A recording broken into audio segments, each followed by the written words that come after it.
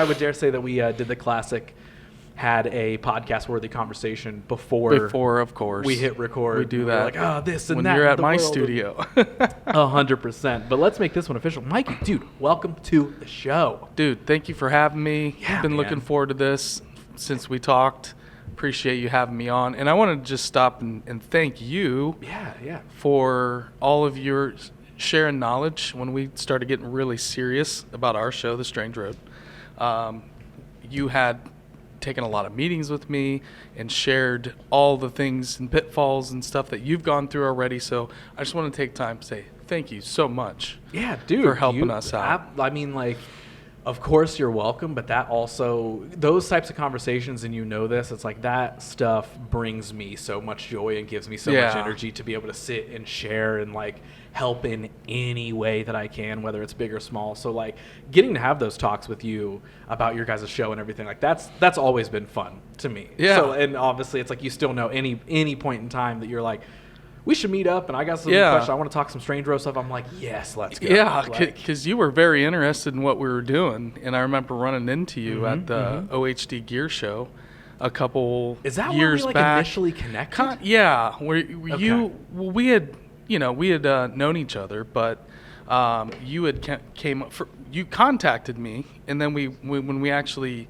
got to hang out in person, you're like, tell me everything that's going on with the Strange Road. I love what you guys are doing. We need to talk. Yes. Like, I don't know what you guys are doing, but it's awesome. Yeah. And I just want to help in any way. And then we kind of, went from there, and then we had you on as a guest when we rebooted in the new studio in 2022. Which you have probably the... Episode 10. Episode 10. Yeah. You have the coolest podcast studio that I've ever been in. Oh, appreciate it. It is the coolest spot. Walking in there, I'm like, yes, I'm on a show. This is not just like hanging out somewhere talking to some microphones. I'm like, just your guys' set design, the vibe. I mean, everything that I've already told you guys. And that's why I loved just everything Strange Road in general. Is like, one, the world of strange, unusual, paranormal, all this sort of stuff. I absolutely love that in general. Oh, yeah. But from a podcast standpoint, seeing other people local to Columbus who are taking something seriously, and hey, anybody can make anything in any way that they want. You don't have to make a studio out of your thing. But it was just cool to see, like, oh, the branding is cool and the vibe about this is dope. And again, your guys' setup, like, I am just so jealous of your guys' studio. Like, it's so rad. And big shout out to Roa from Roa Studios, tattoo artist, muralist here in town. He's got a big mural right down the road from here in Franklin Park. But shout out to him for creating our logo and helping me with the set design, and essentially his idea to immerse the logo into a mural background with the kind of circle and rectangles. Shout out to Kyle Stoner, huge with the tech and kind of everything that's going in with the microphone setup, the snake setup, and the cameras, and how it's all feeding back into our what we call our master control, which is insane. And where kind of all the magic and vision mixing happens. But we'd been doing live streaming for a long time before we started the show. We were kind of building ourselves up. In 2018, where I was freelancing and working for Promo West. We used to run the Promo West live TV show. Ron Vaughn, Stoner, a bunch of the guys, and then I eventually took over for a few years and ran that, and then it kind of all took its course, and Promo West was bought out by AEG, and so they kind of were just going in another direction. But during that time, we were really trying to unlock the mysteries of how to make money live streaming. So we found out kind of quickly that you can't really make money live streaming concerts because of music rights, and lawyers get involved, and record labels get involved, and so like building kind of like a streaming platform, which is like with nugs.net and tour gigs and some of these companies that kind of are in the streaming. We're kind of early in the game when it came to live streaming concerts. So we were really interested in that, and then kind of looked around at some big alternative speakers like Graham Hancock and some of these kind of disclosure people that go to these big events like Contact in the Desert, and seeing the video coming out of these events and going, oh my gosh, this is terrible. We could totally murder this and take all of these events up to the next level, and maybe we can have a business where we can sell ticketed live stream events. And so we were kind of building up to that while we were all working in different. Stoner was working at Ohio HD. Yep. Ron Vaughn was on tour with Starset. And so we kind of had a crew of, guys here in town that, we would do gigs together, but we never had a company. And so when the pandemic hit, we started the brand The Strange Road, and that developed from doing podcasting into a live streaming company as everything kind of started opening back up and people needed virtual events and hybrid events. So we started kind of taking that knowledge that we've been building and kind of integrating and building out Master Control, which is what the podcast studio is now plugged into. But we were running events and live stream events with studios in Tokyo, where we were directing and hitting buttons and running graphics and doing kind of remote stuff during the pandemic. And so we, really were going down that road of live stream, taking over these alternative events, whether it's UFO, alien disclosure. Hey, we can go here, work with these, sell live stream tickets, do all the production, go into business with these groups, which we did in 2019. We had a really successful event in California called Dimensions of Disclosure, where we kind of handled all the live stream production, but got a percentage of the tickets. So This was months before COVID, and so we really wanted to just take that space over, and we're kind of heading in that direction. COVID happens and blows the whole operation to pieces. We still haven't gotten back to shooting concerts and festivals like what we were doing before COVID. So we kind of took, a little bit of a direction into just focusing on live stream events for corporate clients, and then eventually always wanted to reboot the podcast that we were really kind of building during COVID. Then you get busy, and you got corporate gigs, and you got clients, and now all of a sudden we're a video production company. And so we moved to a larger space, and that took a while to kind of build out. But we started getting more serious in about 2022 with the show. But have had a lot going on this year with just the crew. So we kind of took a little bit of a pause this year, but we're getting back on track. Super excited about all the stuff that's happening in the news, which we'll get to. Right. That's just very strange. Yes. There's a lot going on. Yeah. Something, usually the formula of this show is like, hey, let's dig into your story and kind of have like a little timeline to it. We're going to get to that, but I also do just want to dive straight into The Strange Road. Yeah. Like, I just want to dive into that show. Yeah. Like, when does it first pop up as an idea? What even makes you want to make the idea? Years ago. Okay. Years ago. I'd written in a notebook when I was probably like 19, 20 years old. I was dipping into like self-help speakers in like early presentations that you would find online, reading books like How to Win Friends and Influencing People, and basically Rich Dad, Poor Dad, all these kind of entrepreneurial books. And I was involved with some of these kind of weird online businesses, just trying to really find ways to, make money leveraging the internet. I was already in sales. I sold phones, sold cars, did door-to-door sales, sold credit card processing machine all the way through my, 20s and 30s, and so,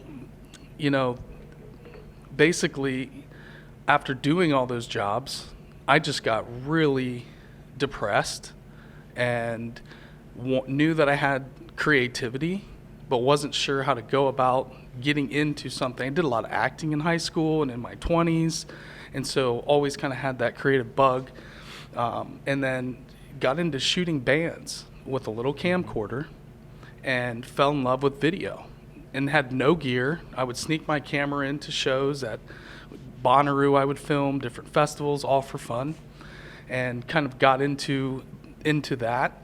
And so video production was always a way, in my mind, to be a vehicle to go and explore all these strange, faraway places, ancient civilizations, paranormal spots, all the things I've been obsessed with since I was a kid. So what I do is video and production, but somehow always knew that I would tie that together. And so, years before that, I'd written in a journal. So I was just trying to find out what I wanted to do, that I would travel around the world with my best friend and investigate paranormal location, ancient civilizations, ghost stories, cryptids. Hey, there's a Sasquatch. So this has gone back quite a while. But to kind of get to the Strange Road, a lot of kind of ups and downs, and went back to film school, and went back to school, and started doing video more and more seriously, and started shooting all kinds of amazing stuff for other people. And during the pandemic, we had time to just sit there and say, we need to start doing something, shoot something for us. Mm-hmm. What are we interested in? And so I kind of came up with the concept of the Strange Road as almost like a symbol for the path that I was on. Mm-hmm. It was a long, strange road to get to kind of where we were able to put it together and create the brand and start the show. And it's always been interviewing people that have way more knowledge and information than we do. So just trying to gain knowledge from authors, researchers, speakers, and being able to connect with somebody that's got more knowledge than myself. Mm-hmm. Well, I don't know how the heck you had me on the show then. I don't know. Well, you know what, man? We had heard that you had done a podcast called The Poltergeist. Mm-hmm. Mm-hmm. And somebody was like, hey, you should get Ross on. He's into the paranormal. He's into all this weird stuff. That is like, absolutely, yes. Man. Yes. No doubt. Yeah, no, from that standpoint, I mean, that was... We have other creators on too, other podcasters doing, we've had like Joel Thomas and some of these guys kind of in the paranormal world that are the Cryptids of the Corn podcast, mm-hmm. which is a big show here in Ohio.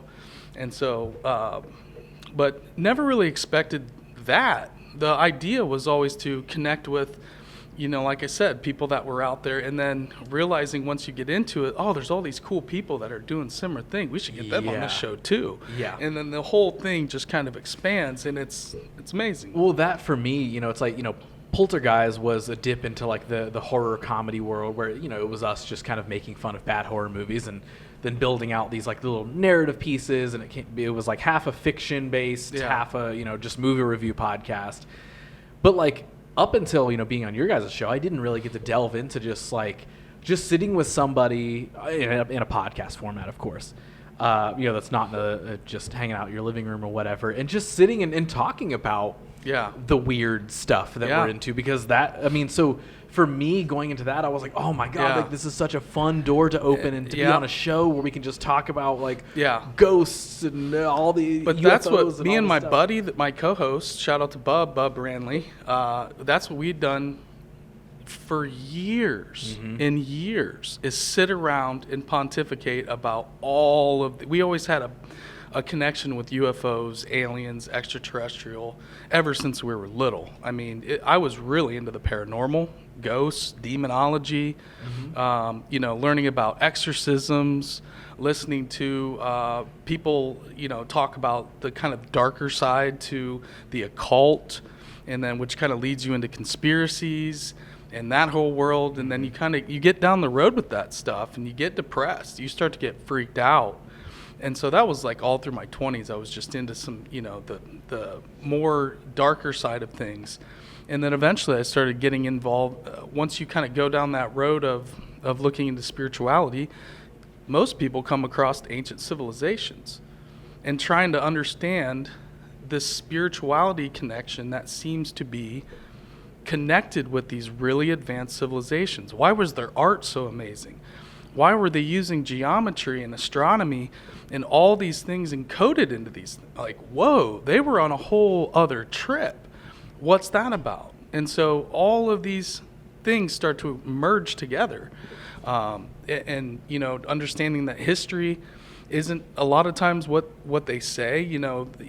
Mankind keeps getting pushed back and pushed back. We have the footprints in White Sands, New Mexico, which they think are over 16,000 years old.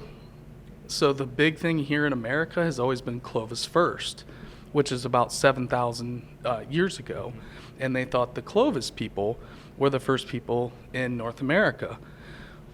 That's been totally blown out of the water. Yeah. So these timelines continuously, so wow, if it's that old, how long maybe these cultures have been rebooting and ending and rebooting much further back. And so I kind of getting interested in Egypt and all the really strange megalithic structures that are really advanced, where it looks like machining and tooling, and started reading books like Fingerprints of the Gods and Chariots of the Gods, and that's kind of where people start out. But and then I felt my mood kind of changing and started to get really excited about, and I started getting more kind of and then I started traveling to these places, and had went to Chichen Itza, made it to Stonehenge, which is Chaco Canyon in New Mexico, a bunch of different sites in the Mayan Riviera, and tons of sites here in the U.S. We have a ton of ancient sites right here in Ohio, like Serpent Mound and Newark Earthworks, and probably about 2014, 2015, I was in school, and me and my wife went on a hike. And we went up to Spruce Hill, which is this kind of like fort enclosure in southern Ohio. And we were up there hiking around, and this park ranger starts giving a spiel about who maybe these people were. They found evidence of smelting metal up there, so they had slag, and he had it in his hand, and he said, "They're doing metal work up here." I said, "Wait a minute, how?" Ancient Native Americans in Ohio are smelting metal, copper and brass and different things here. So, and then he said, yeah, he starts talking about stories from the Bible. And I, whoa, what's this guy talking about? And he stops himself and goes, you know what, I better not. And then this other ranger comes in, and they do a shift change in the middle of the tour. So that ranger leaves, and we're going, whoa, bro, hold on a second. There's more to these stories. Yeah. So we finished the tour, and there's the ranger in the parking lot, the first ranger that started telling us about, and said, whoa, I better stop here. And my wife goes up to him and says, hey, you can't do that. You can't just stop in the middle. Like, come on, just tell us what you were talking about. And he says, well, there's legends about the Nephilim in Ohio. I said, what do you mean, like the giants from the Bible? And he said, yeah, there's newspaper articles and claims that they're these giant people that were in the mounds of Ohio and Kentucky and Indiana. And I said, whoa, how have I never heard of this? This blew my mind. I've lived here my whole life. I've never once heard about this. I'm into the paranormal. I'm into the strange. You're telling me that, how big are we talking? He said, 8-9 footers. There's the Smithsonian has written about this. It's in all these newspapers. And so I kind of became obsessed with, trying to find out the validity of, and there are thousands of newspaper articles that talk about, these giant skeletons that are pulled out. But, the bones are supposed to be all repatriated. But a lot of these institutions still have these bones. People have been obsessed with trying to find out, hey, where did all this stuff go? Mm-hmm. Because a lot of things that keep reoccurring is the Smithsonian shows up and takes the bones. And so, you have these kind of groups that people think they're hiding things. And I honestly don't know. But that's what kind of got me into earthworks and mounds, and try to learning more about, dude, we have one of the most ancient civilizations, most advanced civilizations ever right here in our backyard. Mm-hmm. And nobody grew up learning about this. Yeah, no. You learn about the same 4 things that happen in history every year in school. Dude, that shocked me, though. Social studies classes, you learn about 3 wars over and over. Yeah. And, we learned a little bit about the Maya, the Aztec, the Egyptians. In high school, I took an ancient civilizations class. And that's really what got me hooked and kind of opened up my eyes a little bit to what I would later start getting into. But I just like all things that are a mystery. Yeah. Whether it's ancient texts or writings or civilizations, and they all have a paranormal spiritual kind of vibe when you really look into this stuff. Do you remember, like, even back in childhood, what was the first thing that clicked for you? Like, do you have, like, an earliest memory of, like, I do. I loved ghost stories, or I loved, you know. Yeah, so there was a book, the woman, gosh, I'm gonna totally butcher this, but there's, like, a booklet of ghost stories, and then, like, ghost stories for children. And one of them I remember is this story about the little girl that always wore this ribbon around her neck. And then the story goes on, and then somebody grabs the ribbon and pulls it, and her head falls off. Yeah. And I can't remember, those of you out there, this is gonna hurt. This is gonna kill me. Yeah. But I remember very early loving that book and reading it over and over again. It wasn't Scary Stories to Tell in the Dark, was yes. It was that? Yes. Okay. It absolutely is. Gotcha. That. Okay. And they're very simple, kind of like legend, folklore, you know. Yep.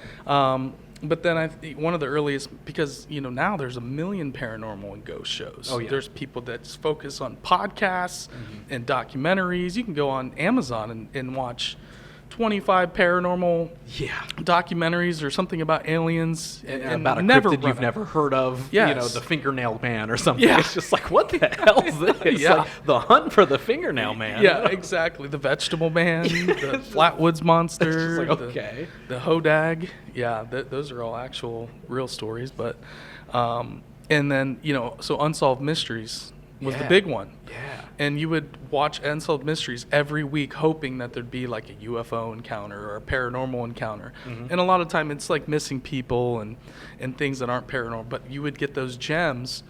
And the one was this gentleman that had been supposedly possessed. And they had interviewed all these people that lived with this guy. And finally he got so out of control they brought him into jail. And he made it rain inside of his cell, where there was water dripping down, and the guards were so terrified because the guy had black eyes. He had been seen like levitating in his cell, and so, you know, the idea is that he's possessed. That's the first time I ever heard about possession or anything like on the darker side of the paranormal. And so I remember just being completely blown away by that story on Unsolved. And it's a very, very, I think the gentleman's still alive. I'm trying to remember his name, but those were few and far between where you would get that back in the day. That was my thing, is like, for some, and I don't necessarily remember what clicked, but like I have just always loved spooky and scary from as early as I can remember. I mean, horror movies are like a gigantic thing, but any UFO show, ghost hunting shows, like all that sort of stuff, now they're hard to watch because once you understand how production is done, everything is not real. Right, but like, right. But like all of those things, like that was my weekly thing. Scary Stories to Tell in the Dark. Like I had that Haunted Ohio, had that book as well. That was just the thing. And so I guess from there, like it just, you know, continues to build. And then from your standpoint, like, is it just like it all sticks? And you kind of mentioned this earlier, but like, was it like in the back of your mind of like, I want to do something within that world? Like you said, like, I want to go visit some of these places? Or was it like, well, normal life started to take over and I just happened to watch a ghost hunting show every once in a while? Like, yeah, that's a good question, because actually before I went back to school for production and wanted to jump, because before that I'd been banging my head against the wall trying to teach myself editing and about cameras and codecs and for years shooting little music videos, just bringing my camera to shows and shooting for local rappers and stuff like that. And so I was kind of like in it but not dedicated to it. And so me and my wife went to Chaco Canyon, which is an ancient site that's in northern New Mexico in the Navajo Nation.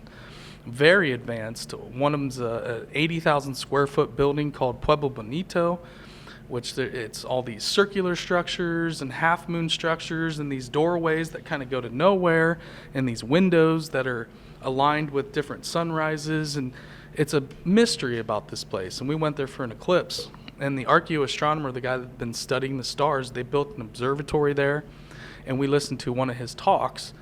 And then afterwards, he came up to us and said, "Hey," asked my wife, "are you Indian?" She said, yeah, my father's from India, my mom's from America. And he said, I got tired of astrobiology, so I quit my job and moved to India and studied Vedic astronomy for 10 years. I love India. So we start talking to him. Very specific intro. And boom, and he said, hey, if you want to come to Pueblo Bonito to see the eclipse, tomorrow I'll have a solar filter telescope. A bunch of us will be at the main site. You guys are more than welcome to come and hang out. And so we went there and hung out with him and his wife. It's Dr. Kim Malville. Shout out to you, Dr. Kim. And we were able to hang out all day. And I said, hey, I need some advice. I want to go back to school, but I love history. Maybe I'll go back for archaeology or history, or I'm doing this video thing. And he said, don't go and become an archaeologist.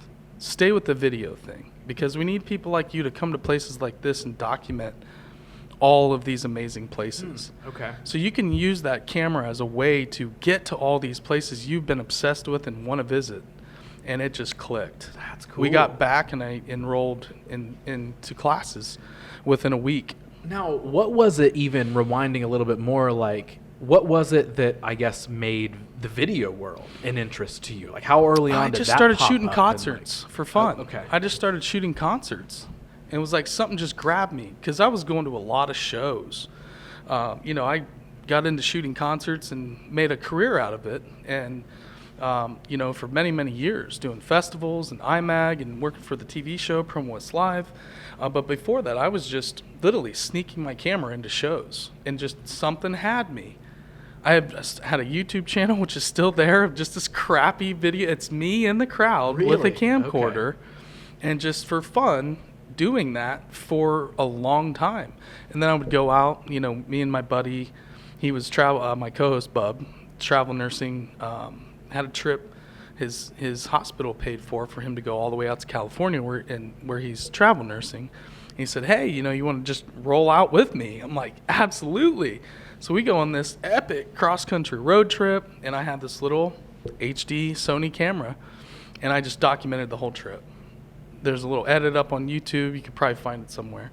But it's hilarious. I didn't even have a tripod, no microphones. Like, literally just spraying footage everywhere. And that's what I would do. I would, when the Occupy Wall Street movement happened, I would go down there and just film people, talking to them about, hey, what's this all about? And it was just, I slowly started doing other things, but was really obsessed with shooting music, filming bands and artists, and working with a lot of local artists back then. I did CMU, Columbus Indie Music Union. I helped them with camera work and then kind of became director, DP, all volunteer. That's where I gained a lot of experience, which kind of got me into being able to work for Promo West and meet Ron and Stone and all those guys. Yeah. But I would never, I'm going to be in video production when I grow up. Mm-hmm. My whole goal was to look into the paranormal, look into weird stuff. I want to travel the world and discover weird things. So even as far as like podcasting, right now I love doing the show, love talking to all these amazing people. But one thing we want to do is get out there. One of our most successful videos is a little piece we did with Thomas Johnson, who is the Serpent Mound Impact Crater Tour. He's been doing this tour around this. Serpent Mound is an impact crater. It's about, 27, 30 million years old. And so they actually didn't even realize this until the 1990s when NASA came there and they thought it was a crypto explosion where a meteor exploded above the ground. Kind of like Tunguska, if you ever heard of Tunguska, the Tunguska event in Russia. But they needed a certain rock to basically prove that it was an impact crater. And our friend Thomas Johnson was the guy that showed them where it's called breccia. So this is an expert on this. So we filmed this tour where he brought us all around the whole crater and explained this impact and all the geology. And so, and then obviously tells his paranormal stories that he has about living in the crater, the energy that's there, all of the weather changes. People go up there and film, or their cars, their batteries get drained. Mm-hmm. There was a crop circle that formed there in 2003. That is a story that's never been told. I've been able to meet and talk to all the people that were on the ground when that crop circle happened. And we've done episodes with people like Jeffrey Wilson, who basically lives in Ohio and lives next door to Serpent Mound because he came there to research the crop circle and then never left. Wow. Okay. And then became a Serpent Mound researcher. Wow. But before that, for years, was studying crop circles. ICCRA.org is his independent crop circle research association, where he has, when I say he's gone deep into crop circles, it's unfathomable. I mean, he used to do research and data analysis for NASA, LiDAR scanning expert. He was a physics teacher. So this isn't some woo-woo guy that, he is. Yeah. He's showing you the receipts. If he's talking about it, that means he has really, really researched the subject. Yeah. But cataloging. So in this crater, all these weird things happen for years and years and years. There's ghost stories. The Dollar General in Locust Grove is haunted. There was an old building that was knocked down. Well, apparently the spirits there didn't get the message, and they built the Dollar General. They just stayed on that land. They're connected to the land. Serpent Mound itself just being a complete enigma of this thing was aligned to all of the solstices and equinoxes. Appears to be a lunar calendar that travels the whole lunar system of 18.6 years. The sun has a 360 day cycle. The moon takes 18.6 years to make a full cycle. So they understood this. And the octagon in Newark is also it's literally an octagon, huge octagon, and it tracks the 18.6 year lunar cycle. It's aligned to Draco, which used to be the North Star, which some people try to date. Serpent Mound's difficult to date. So it has all of these things encoded into one site.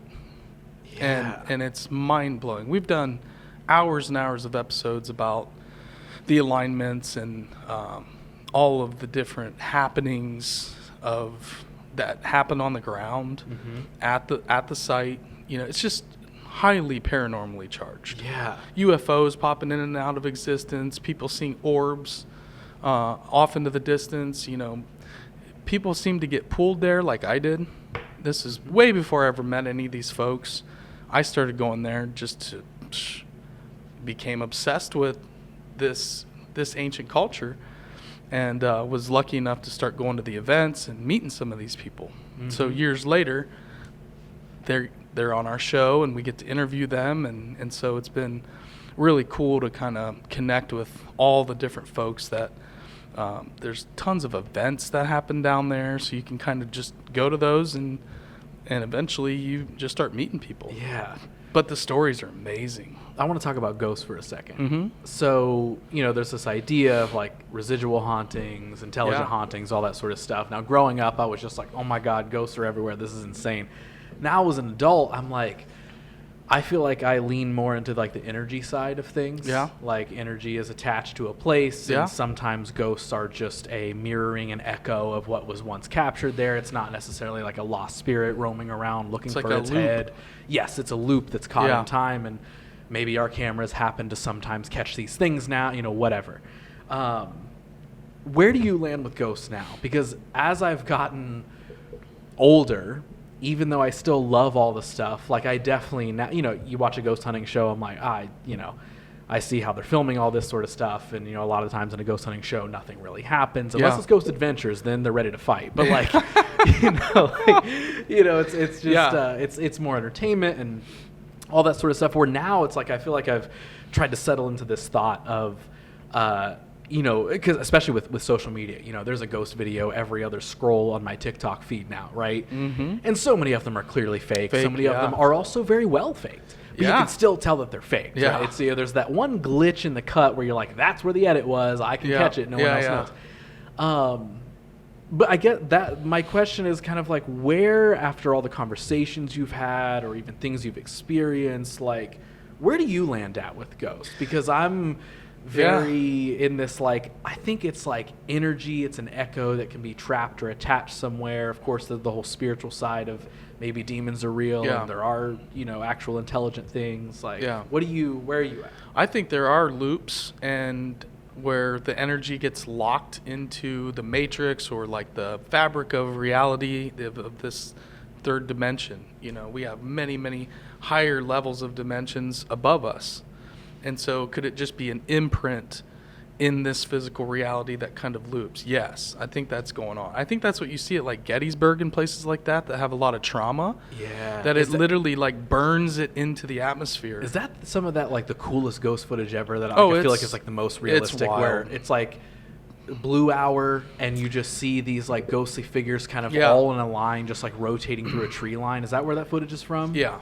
There's tons. Yeah. And even before AI, I've seen lots and lots of video from Gettysburg, the early days of YouTube.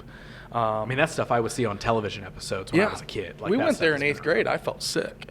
The whole time I was there, I felt ill. Yeah, I felt really just my stomach. It felt like somebody kicked me in the stomach. I didn't understand that until years later. The energy, right? Yes. Yeah, that was in 8th grade, and I remember just them talking about that little stream that flows right in the middle of the battlefield and how it was just pure red. Mm-hmm.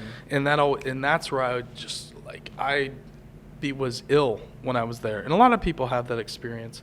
I think that's part of it. I think there are like I said, these other dimensions. And I think there are, if you want to call them intelligent beings that aren't physically here, that maybe are people that have been passed on. Maybe they're guides or angels or demons. But I get a sense that there are these sentient spirits as well, which, just after speaking to as many people, but do I believe in mediums and psychics and people being able to connect to, disembodied beings and some of these things? I've had some experiences where it kind of seems like some people do have that ability. Not to say I can prove it or 100% it's real, or maybe I'm being tricked. But I usually have a pretty good discernment for BS. And I do think from looking into the demonology and the kind of the darker side, there's so many stories that I've listened to of people with these demonic encounters that are just unbelievable. Like, it's so detailed, and the things that they go through, there's a lot of themes that you'll always see or hear with these stories. Is you'll hear fingernails scratching inside the walls initially, things moving around the house that's maybe an item gone missing for days, and then it just appears on a countertop. And so you'll have like these kind of trickster things that happen around these encounters, and then they'll slowly ramp up from there. Then you'll hear hard pounding inside the walls or down into the floorboards, and bigger things moving around, like your dishes are all piled up all over your whole sinks and counters. Like every single dish is out on your countertops. Like things being stacked. Like, I don't remember what that one. There's one like famous story of like a family documented in photos. Like, they'd wake up and all their stuff was stacked or whatever. Yeah. And it's kind of like this playful thing, and maybe that's how they kind of pull you in, because if you interact with it, that's when you start inviting it in, giving it attention. You don't want to do that. I don't think that's a good idea. Getting on a Ouija board and trying to connect with these things, if you don't know what you're doing, it's not good. Not to interrupt real quick, but at one point in time over the last couple of years, I got big into a bucket list of just like different things I wanted to experience, all this sort of stuff. And I put on there, use a Ouija board. No, don't, Ross. Don't, please don't. And what's funny don't is do it in here. I put it on there, and I have shared that with like several people since then. I'm like, just a random thing, just, kind of goofy. Everyone has been like, don't. Yeah. And here's, not to get off on a Ouija board tangent, but I'm like, how can they be so dangerous but sold at Walmart in the game section? Mattel. I've been wondering that for a long time. I mean, I'm like, man, and I am a little, like, there is like a superstitious part of me. It's like, I think I should take that off my bucket list, actually. I don't think I should do that. But and at the same time, I'm like, well, how are they sold next to Monopoly at Walmart? Yeah. You know, and I'm like, well, what are we doing here? Like, do we just not know how dangerous they are? And that's the conspiracies of these dark groups, these occultic groups. You want to call them Satanists or whoever. You know, they have influence, and there's people that believe. I'm not one of them, but you know, they're able to get to Mattel and to kind of, you know, it's a way to unlock chaos. You know, you have teenage girls. You hear these stories all the time. You don't know what you're doing, and you start using that Ouija board maybe to contact your dead cousin, and then things kind of step through that portal unintentionally. Where next thing you know, the dishes are piling up, and you're hearing pretending to be your dead cousin, and then that's what that exactly kind of a mimic sort of thing. That is one of those things you hear over and over and over again. I've never experienced it. Never used a Ouija board before? No, never. So probably for the best, ultimately. Right? Like I said, early on I was into this stuff, so I knew that was not a good thing. And, you know, listening to, you know, Coast to Coast AM when I was in high school, you know, that's where I'd hear a lot of these Art Bell testimonials. And even in my 20s, you know, the early, like before YouTube, there was the Art Bell archive where you could go back and listen to a bunch of old Coast to Coast. And we would do that, and we would download the MP3, and we would listen to and make CDs even. But Bub was always a big fan of Art Bell and Coast to Coast, because that's where you would get this stuff. That's where you would get these. It's like, you know, Tony Merkel of the Confessionals podcast does a great job. He's kind of like your modern day Art Bell in a way, where he tell people come on his show, and they tell their paranormal experience. Okay. And so he kind of vets people on every episode. And so he gets a lot of submissions, but then eventually kind of whittles it down and gets the cream of the crop of stories that he thinks are valid or worth sharing. And it's similar, like Art Bell would just let people talk. Which is amazing, because these people could be total cuckoo land. Right. And saying the most unbelievable things. They're abducted by reptilians, whatever it is, and he would just let them go. He's not going to try to push back or, I need proof of this. And that's kind of how we've modeled our show too, is we really just like people just to talk and tell us their experiences. I'm not going to push back on you and you know, hey, prove that weather patterns change inside the Serpent Mound crater, which they do have proof of that, you know, and it's just not really our place to go after somebody. You know, I'm not doing 60 Minutes. We're going to have a good time, but it's, hey, you decide for yourself what this guest is talking about and dig into it on your own. Now, you shared, you know, sort of those like energy feelings going to some of these specific places. Major. But on, you know, same side of the spectrum, but a little bit different. Like, have you ever had a paranormal experience? Yeah, I've had some experiences that are definitely hard to put a finger on. You know, there's experiences around. We would go and rent a cabin around Serpent Mound several times. Me and my friends, some of my friends, when there's events going on, we'll spend all day with. You know, they used to have Serpent Mound open to the public, where these groups would have Native American elders from all over the world would come to Serpent Mound, and they would do these ceremonies, and they would drum and flute, and you would have the Maori from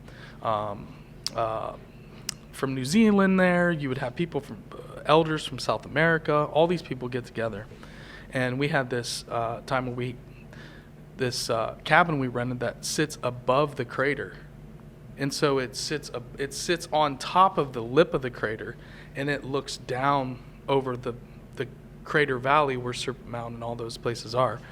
And I remember we went counterclockwise, and they're playing the flutes and they're drumming, and you know, and then we get to the end, and it just starts pouring down rain out of nowhere, just dumping.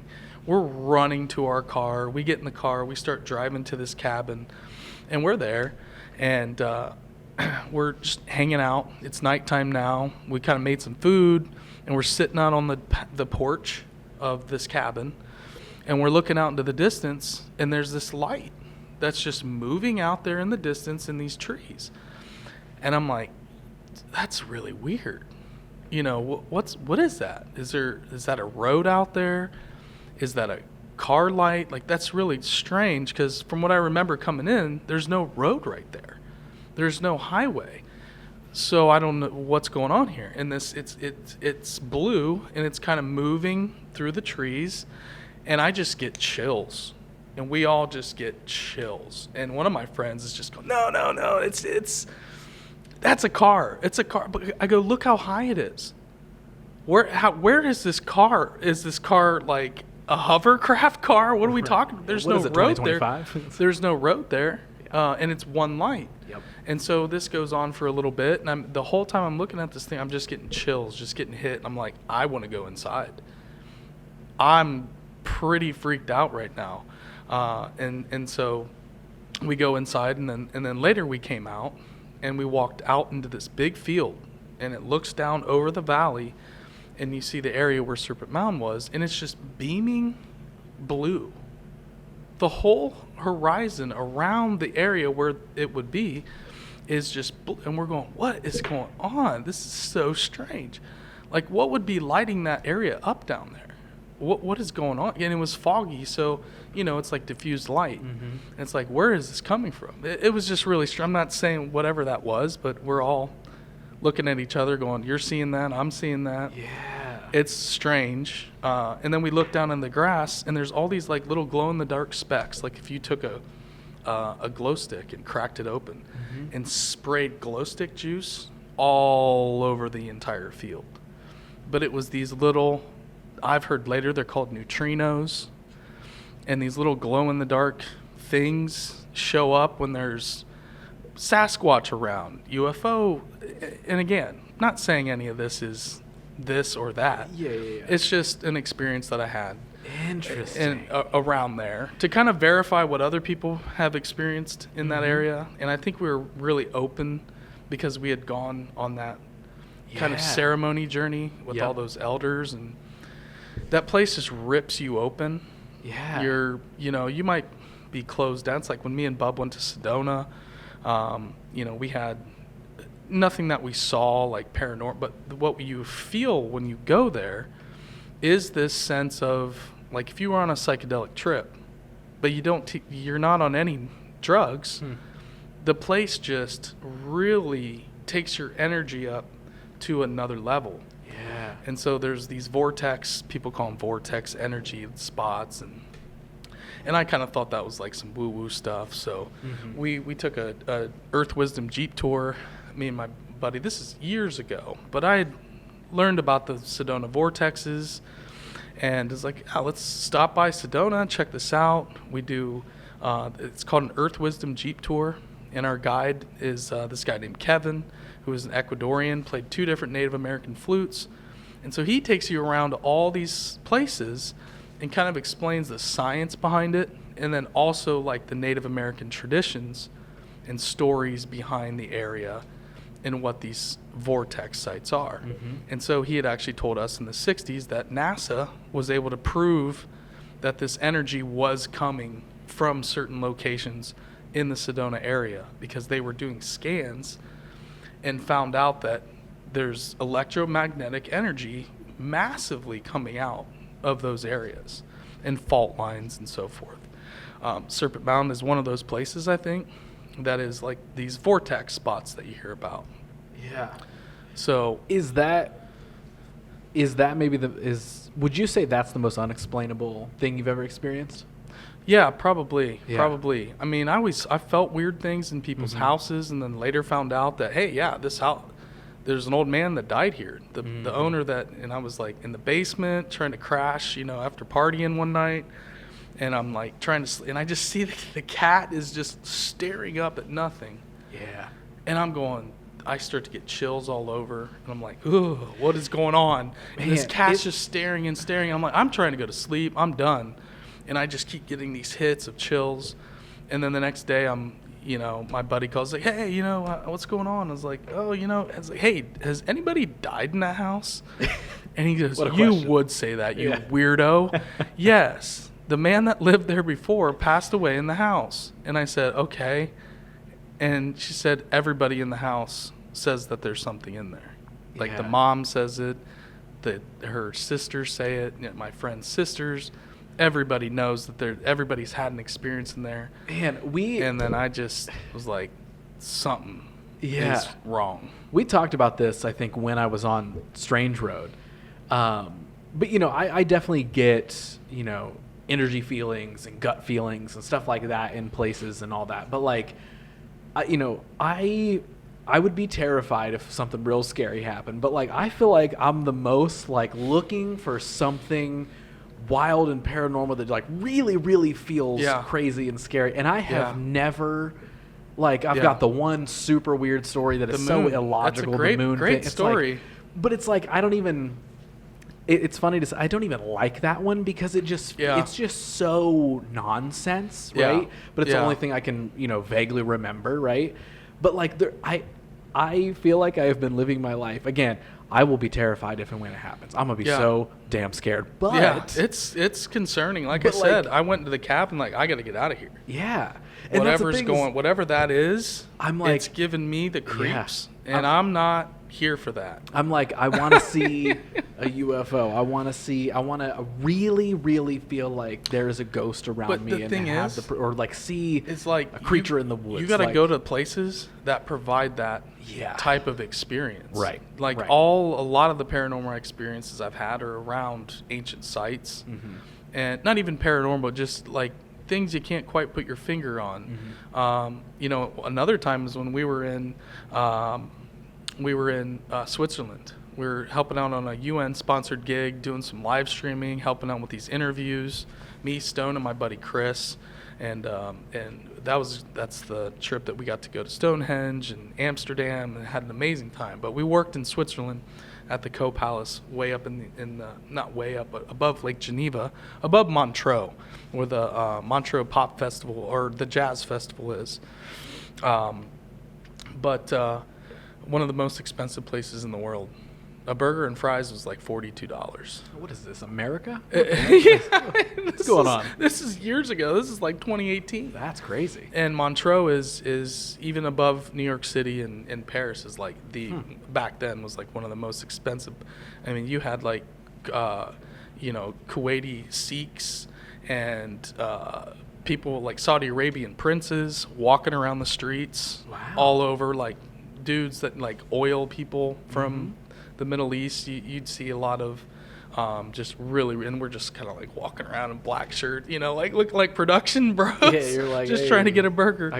But we went way up above where the Co Palace is at night, where there was this bar even further up the mountain. And actually, former Governor Dennis Kucinich was one of the people that we were there filming, and him and his wife.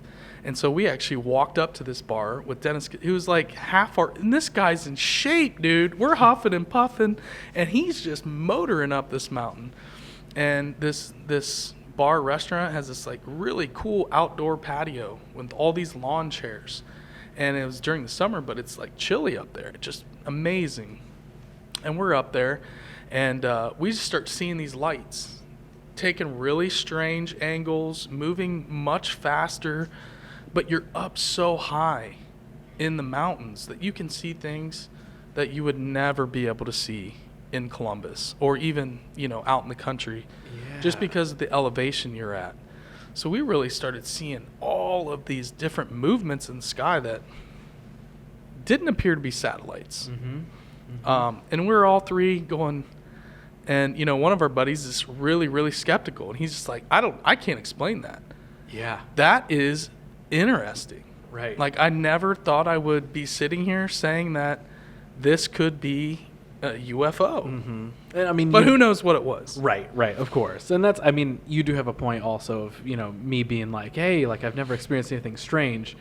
I've also never really went to strange places to try and find that. And that is another thing I would say is probably on my bucket list. It's like, I would love to visit, you know, something like, I mean, even the Serpent Mound. It's like, I've never been there. I don't think I've ever experienced that, you know. So it's like getting to go see and experience some of those places that you have talked about, I think would be such a cool thing. You know, not just going to experience something weird, but just going to experience it. Oh yeah, would be fun. Just going there is amazing. Yeah. And like I said, I felt called to that place and other places. You know, and the weird thing is I had been to a ton of ancient places before I became obsessed with earthworks in Ohio. So I had been to the Maya Riviera and went to a bunch of Mayan pyramids. Cool. Okay. Before I even realized that we had these earthworks in Ohio. I knew about Serpent Mound, and I knew about burial mounds, but I didn't know there were all these really advanced earthworks that, yeah, there's burial mounds that are around these sites, but an earthwork is a structure that is geometrically damn near perfect. The geometry that they're using and the different principles that they use, like squaring the circle, the different measurements and how precise these squares and circles and half moons and the location of them in relation to the heavens and the different markers of equinoxes and solstices. Like, I had no idea. I'd been to all the Chaco Canyon. I'd been to, a couple places in Mexico, like I said.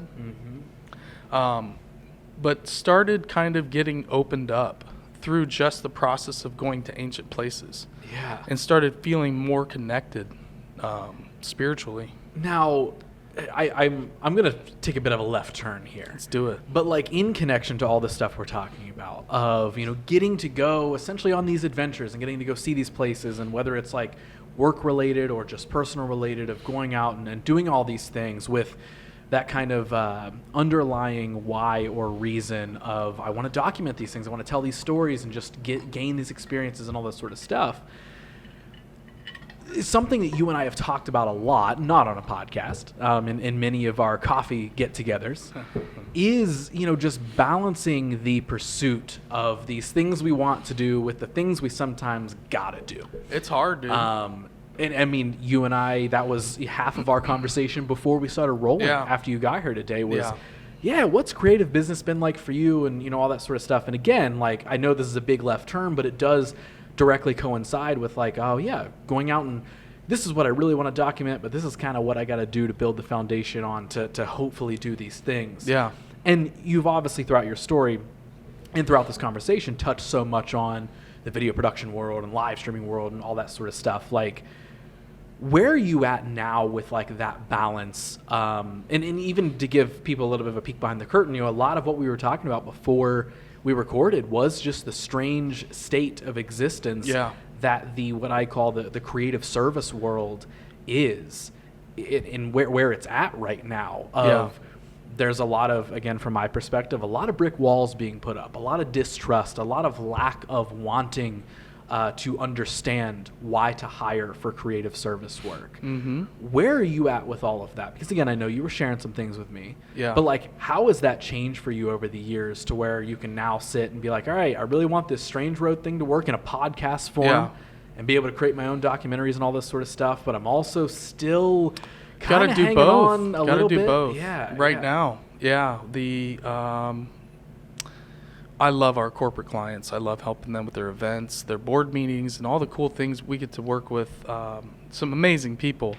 But to go out and pursue a whole bunch more events and to produce those events, obviously I always want more business, of course, but it's been trying to find the balance of like the energy that we're putting into kind of the production side of what we're doing and the content creation side of what I want to grow. The podcast is one of those things. We get to meet interesting people.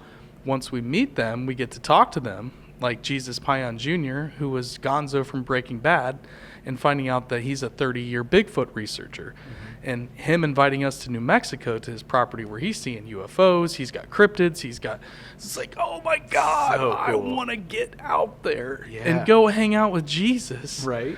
And so, as you go along, you meet all these great people, and they're like, hey, we could really use help with this. But then finding the budget and the time to want to, like, I get in my own way. Like, I'm just going to be straight up, I got to get better at not being, like, just doing it. Not overthink, hey, if we want to do this project, we're going to do it. There's another project we want to do with Tom Johnson and Jeffrey Wilson. Like I said, the Serpent Mound Crop Circle project. I would love to tell that story. But, always getting kind of caught up in, hey, I got to pay the bills. We have gigs coming up. Maybe I'm freelancing. Got a family. And so just getting better at managing my time and things like that we can really start to dial in. I think 2025 is going to be where we can finally put it all together, because the podcast takes a lot of time. Right. Sometimes it feels like we're stuck in the studio, or I'm creating all the graphics and the thumbnails, or getting the next guest and communicating, and it's just it was a lot of time and effort to build that. I think we're at episode 150 episodes now. So finding balance to do all of those things. I want to always have my corporate clients. I love doing video production, but the content side of things that's really what I want to. But if you focus too much on that, the other side of it can start to waver, and last thing you want to do is lose clients because you're over here focusing too much. It's the classic balance and harmony amongst all of it that you gotta. So everything's got to be in harmony. Right. This year, we've just, like anybody, going through growing pains, trying to do something independently, produce like the Strange Road. Like there's nobody that can tell me I have to do this or I have to do that. Right. I can do whatever I want.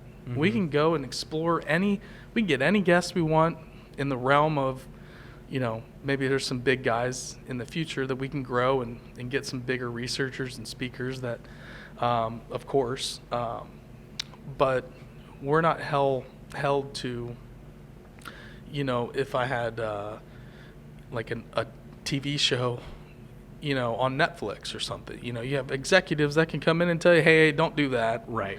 Let's not look into that one. Yeah. Or, hey, maybe you guys should do this or that. And that's what kind of keeps me going is I'm into a lot of weird stuff. And it's never ending. And sometimes I get overwhelmed by that.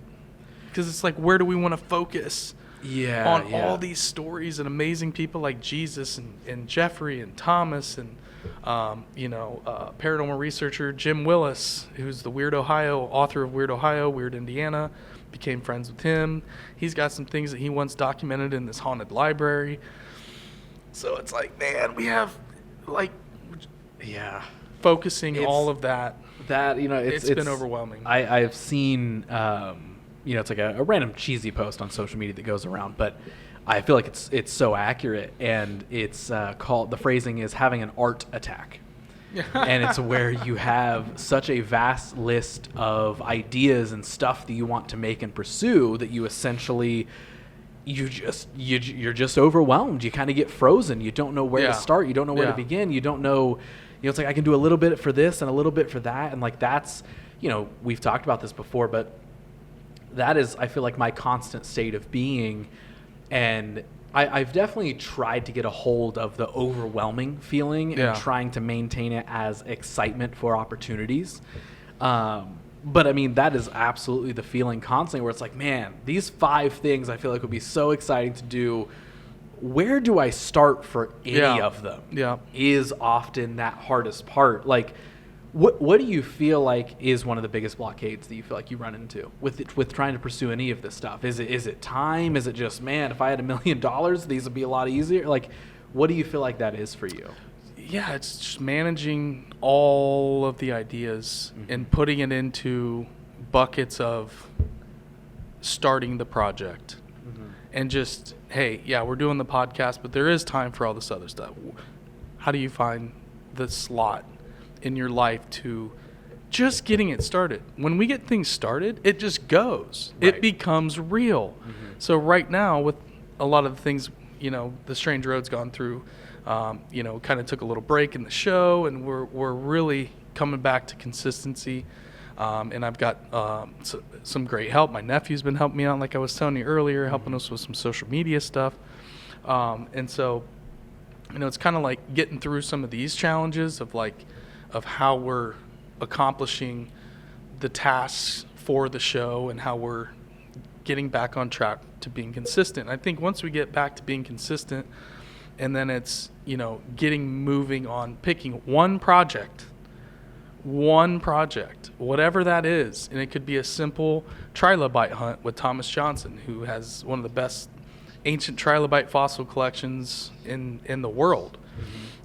In his rock shop down the road from Serpent Mound, you can go in and see that. It was on lease for 9 years with the Smithsonian. Giant trilobites. And so, we've been invited with him to go on a rock. And I think projects like that we can shoot in one day.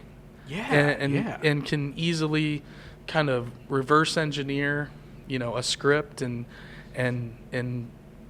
getting caught with the edit process and trying to refine that as we go along. Like, how can we be more efficient?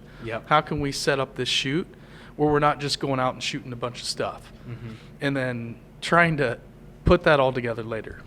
Is that, probably a part of the answer? That, like, if I were to ask you, like, what do you feel like the dream or the goal is for Strange Road? Is it to be like a production house for your own things, where it's like the podcast exists, but look at all these little mini docs or full docs or web series that we're producing? It's just a passport to get us to cool places. That's what it boils down to. That's what it's always been about for me. I never wanted to be the best camera guy or the best director or guy in concert production or live event production. If I end up being solid in any of those jobs that I've done, cool. But that was never the end goal, was to be a top video production specialist. It was always, how do I get to the weirdest, coolest places that I want to go? That's what it is. And building a vehicle to get me there, to get us there, to meet those people, to go to Egypt, to go to Peru. And, I've been lucky enough to go to places like Stonehenge and places in Mexico and things like that to, for gigs. And, every single time we're on the road for a gig, we find an earthwork to go to. Whether it's on the way there, on the way back, if we have a whole day of travel where we don't have to we'll go to Cahokia in Illinois, big giant pyramid that's near the Mississippi River. So, it's afforded me to see a lot of really cool stuff. And that's what and trying not to get in my own way, and just knowing that, hey, this is why I built this. Isn't to be the best whatever.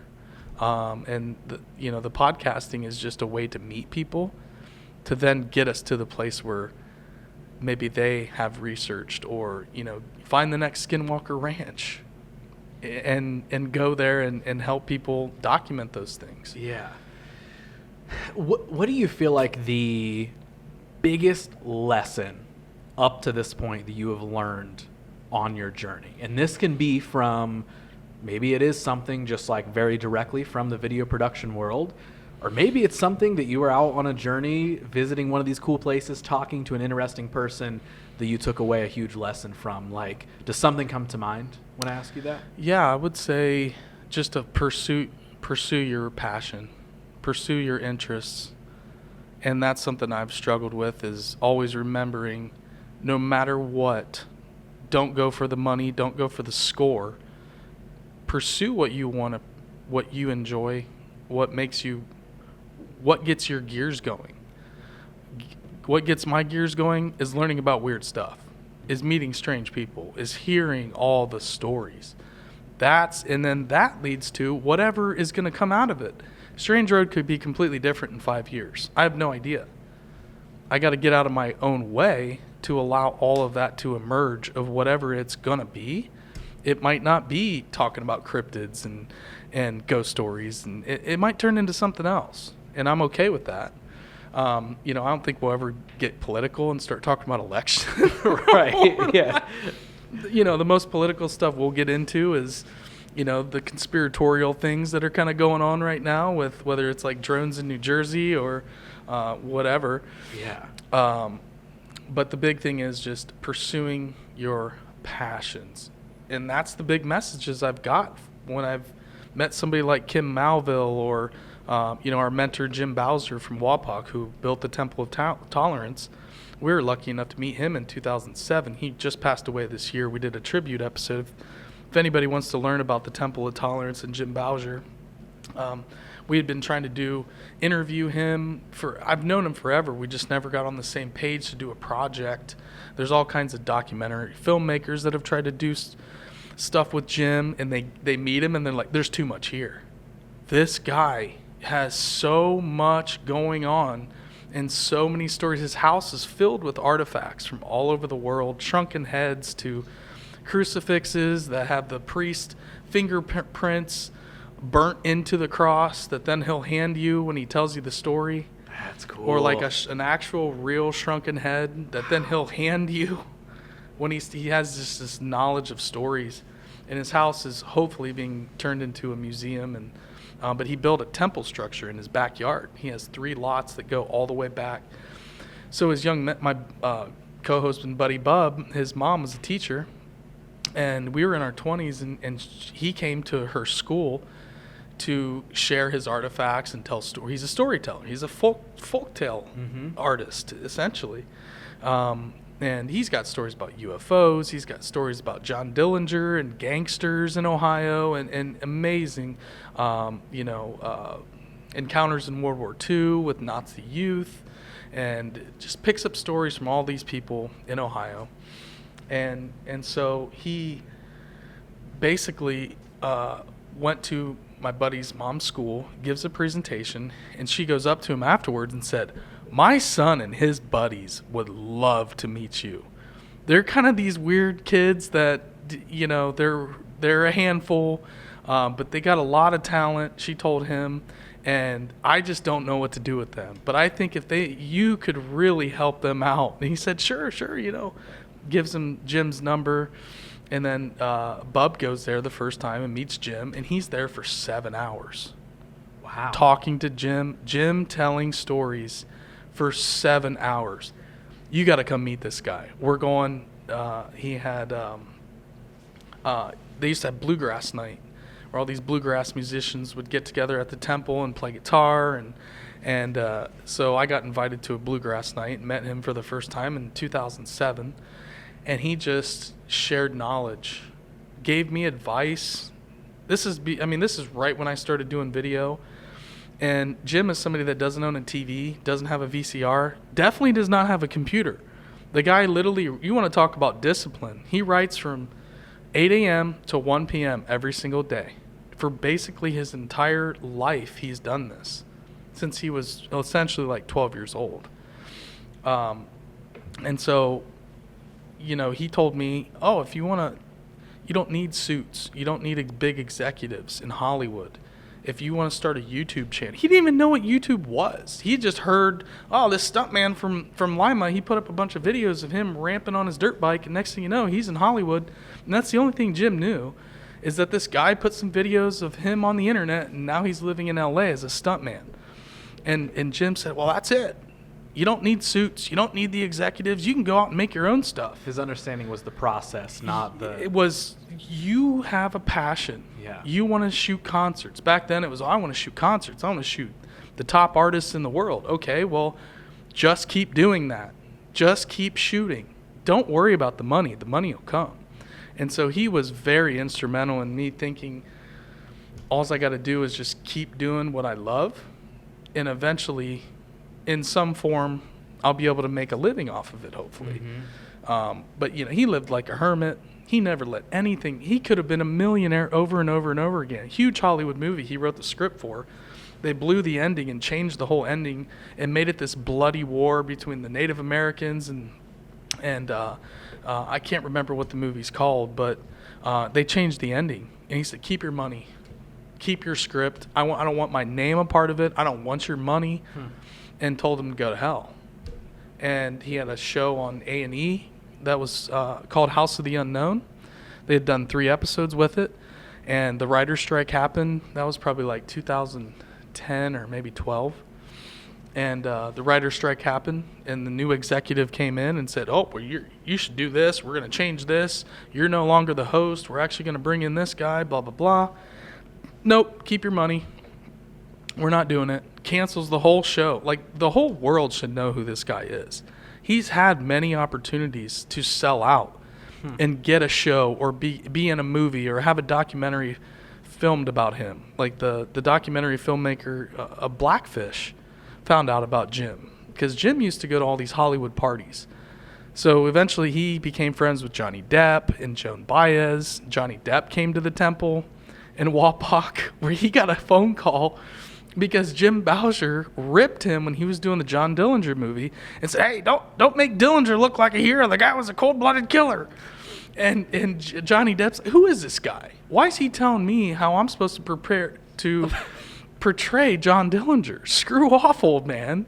And so somehow Johnny finds out about the temple and who Jim actually is and calls Jim up. Now, I just want to say I apologize, but what can you tell me about the Temple of Tolerance? That's crazy. And he goes, "Come on down to Wapak.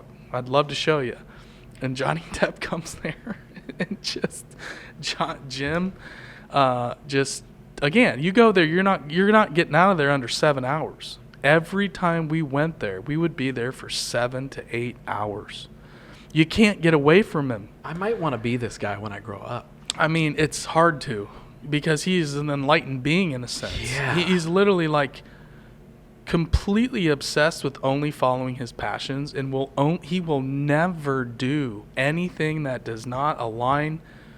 Well, you can call it your higher self. Mm-hmm. Like Jim's not religious, but he's spiritual in a way, even though he doesn't preach Buddhism or meditate but he's this enlightened being in the sense that he's so disciplined, and you could get a top CEO. He said the CEO of Virgin Records at the time somehow found out about him. And, these guys got tons of ego, and they come in there, "I'm going to tell this Jim Bowser what's up." And within an hour or so, Jim's got their mind totally flipped, has broken their ego down so far to get them to realize that you're just kind of an asshole. Or, hey, this is what's wrong with the way you're approaching things. And he'll be able to just break down the most successful people or the biggest. So he used to be real popular at Hollywood parties. He would get invited to all these, like, Hollywood Hills just to tell stories. Yeah. So he kind of got around with the producer of The Ghost Whisperer, which was a show back in the day, with what's her name from I Know What You Did Last Summer, Jennifer Love Hewitt. Oh, okay. Yeah, The Ghost Whisperer show. So that's produced by a medium named James Van Praagh. And James Van Praagh somehow comes in contact with Jim at some Hollywood party, and he invites him to a psychic convention. And he gets up there, and Jim's like one of the speakers at this event. You have all these psychics and mediums in the audience, and he gets up there and says, "Well, 95% of you are completely full of crap. The other 5%, well, we can have a conversation." And that's how he starts his speech. That's amazing. So he just immediately pisses off like 95% of the people in the crowd. So James Van Praagh's like, "Oh, this guy's interesting. I need to get to know him." So eventually Jim gets to meet Jennifer Love Hewitt and introduces the limo driver that brought him to the set. Ended up Jim introduced the limo driver to Jennifer Love Hewitt, and they actually ended up dating for a while. Like, he just makes these connections with people and will totally flip you. You think you know what's up, and he will just totally flip the script on you. That is wild. And how he can get people to understand their downfalls, pitfalls, it was just above, beyond anything I've ever experienced. I wish I could talk to this guy. Oh, man. I got to see him randomly. I was camping with my family kind of in the area of Wapak, and we get settled in. I'm like, I'm going to go. We drove by this guy, this house where he had piles of wood. I'm going to go get some firewood and buy some firewood from this guy. So I pull in, and I'm walking around like, there's nobody around. Like, who do I talk to about buying all this wood? There's like mountains of wood. And all of a sudden, I was like, "Hey, anybody out here? Anybody out here?" And I see these older gentlemen race up, and I see this big, long, white ponytail. And I went, "There's no way. There is no way." And he turns around, and I went, "Jim?" And he goes, "Well, I'll be damned. Could you believe it? Boy, this is beautiful. How the heck are you?" I said, "I can't believe it's you." It's like, "I've been trying to call you to come on our podcast." I go, "Jim, The Strange Road, everything we're doing, this is you. Like, you really are the guy, if I boil it, go back to it, like you are really the inspiration of everything we're doing. I pull up my phone, I show him the YouTube page in the set and the show, and he's like, oh, this is real. This is real. And I got my picture taken with him and his brother Walt, and that was the last time I saw him. That's crazy. But we had been trying to do a documentary with him, but he was so focused on getting his house and property set up for when he passed away. We knew he had cancer kind of off and on over the last 3 years. But he was really, really, really focused. We couldn't get him on the show. We were going to go pick him up. But his house is basically a museum. So he's been working on all these placards and putting things behind plexiglass. And then in the back, he has all these different like art installations where the temple is. There's like a Vietnam War where he's got this huge acrylic tube where there's a bullet for every single Ohioan that's ever died in every major war in America. And this whole thing is filled with bullets. Wow. So it's just like, who thinks of that? Yeah. Jim Bowser, Yeah. That's who. So he's crazy. kind of making placards and signage for everything that's inside the house and everything. And I'm really curious to see what's going on. I've contacted the city council. I'm trying to get a hold of his brother to kind of see what's going on, what's going to happen to the property. Yeah. Because the last time I was there, it was kind of getting overgrown. So if I could get some volunteers together, we're looking into kind of like how can we help out. That's cool. But huge inspiration. But people like that, that I've been lucky enough, but I've been kind of searching. So when I'm searching, I'll put myself in a situation and then boom, I'll magically meet the right person. And that's kind of been, you can call it a synchronicity or, but a lot of times I meet those people when I'm in Sedona or at an ancient site. So you got to kind of get out create there. The opportunities. Like that's it. Yeah. It's not just waiting around for something magical to randomly happen. And, you're not going to be sitting at your house editing an episode of Strange Road and somebody like that's going to knock on your door and be like, hey, is this Mikey's house? I'm here to talk. It's like, that's not going to happen. Exactly. But also, and not, by any means is it necessarily comparable, but something I love about all of that is almost the stubbornness to live the life that you want to live. And I feel like it is hard, but I feel like every year that goes by, I am driving a flag further and further and further into the ground of I feel like I'm becoming more and more and more stubborn in my own ways. And that, I don't mean that in the way of, if somebody tells me, wash your clothes like this instead of this, I'm, not those silly opinions, but just view on life itself where I am, again, we were kind of talking about this. You got to die on that hill. You got to plant that flag and you got to literally be ready to have a year like a lot of people did in production this year, a down year, and be able to go, hey, what are we really doing here? And don't just chase the almighty dollar. Unfortunately, we all have to make money. Have to. I have a family, dude. It's really imperative that I, can provide. But trying not to be obsessed with the dollar is not everything. Yeah. And haven't been able to make a fortune off of the strain. I still have a day-to-day, production company and clients and I have to make, ends meet and do things that, like I said, love my clients, love what I do. But not when you get up there, you got to die on that hill and just dig in, man. And you're going to come down where your confidence is, maybe I can't do this. Maybe we're not good enough here. We're video people, sure, but can we really podcast and can we stay consistent and can we keep getting better and better guests? And I'm not a good self-promoter. I'm not somebody that's going to be out there, putting myself on Instagram and TikTok and, do I need to be doing more of that? Maybe. I just want to talk to cool people. I just want to chase down cool stories. I don't want to do all the other stuff that you got to do to get known. And you got to have shorts, and now you got to be on X, and you got to make reels, and you got to make TikToks, and you're on Facebook and Instagram and Discord, and you got a Patreon. So you're making extra episodes for Patreon. So it becomes a thing where it's like, yeah, we can do production. We can do production with our eyes closed. But all the other things that is required of being consistent and going, up and down with it, and being okay with not being obsessed with your numbers and views. Yep. And you've really, drove that home for us, because I think, anybody they like to see their numbers are going up. But you get a false sense of reality. If you have a clip or a short that did really well, those views are very fleeting. Right. They're there because we had a video called Organism 46B that was just made as a joke.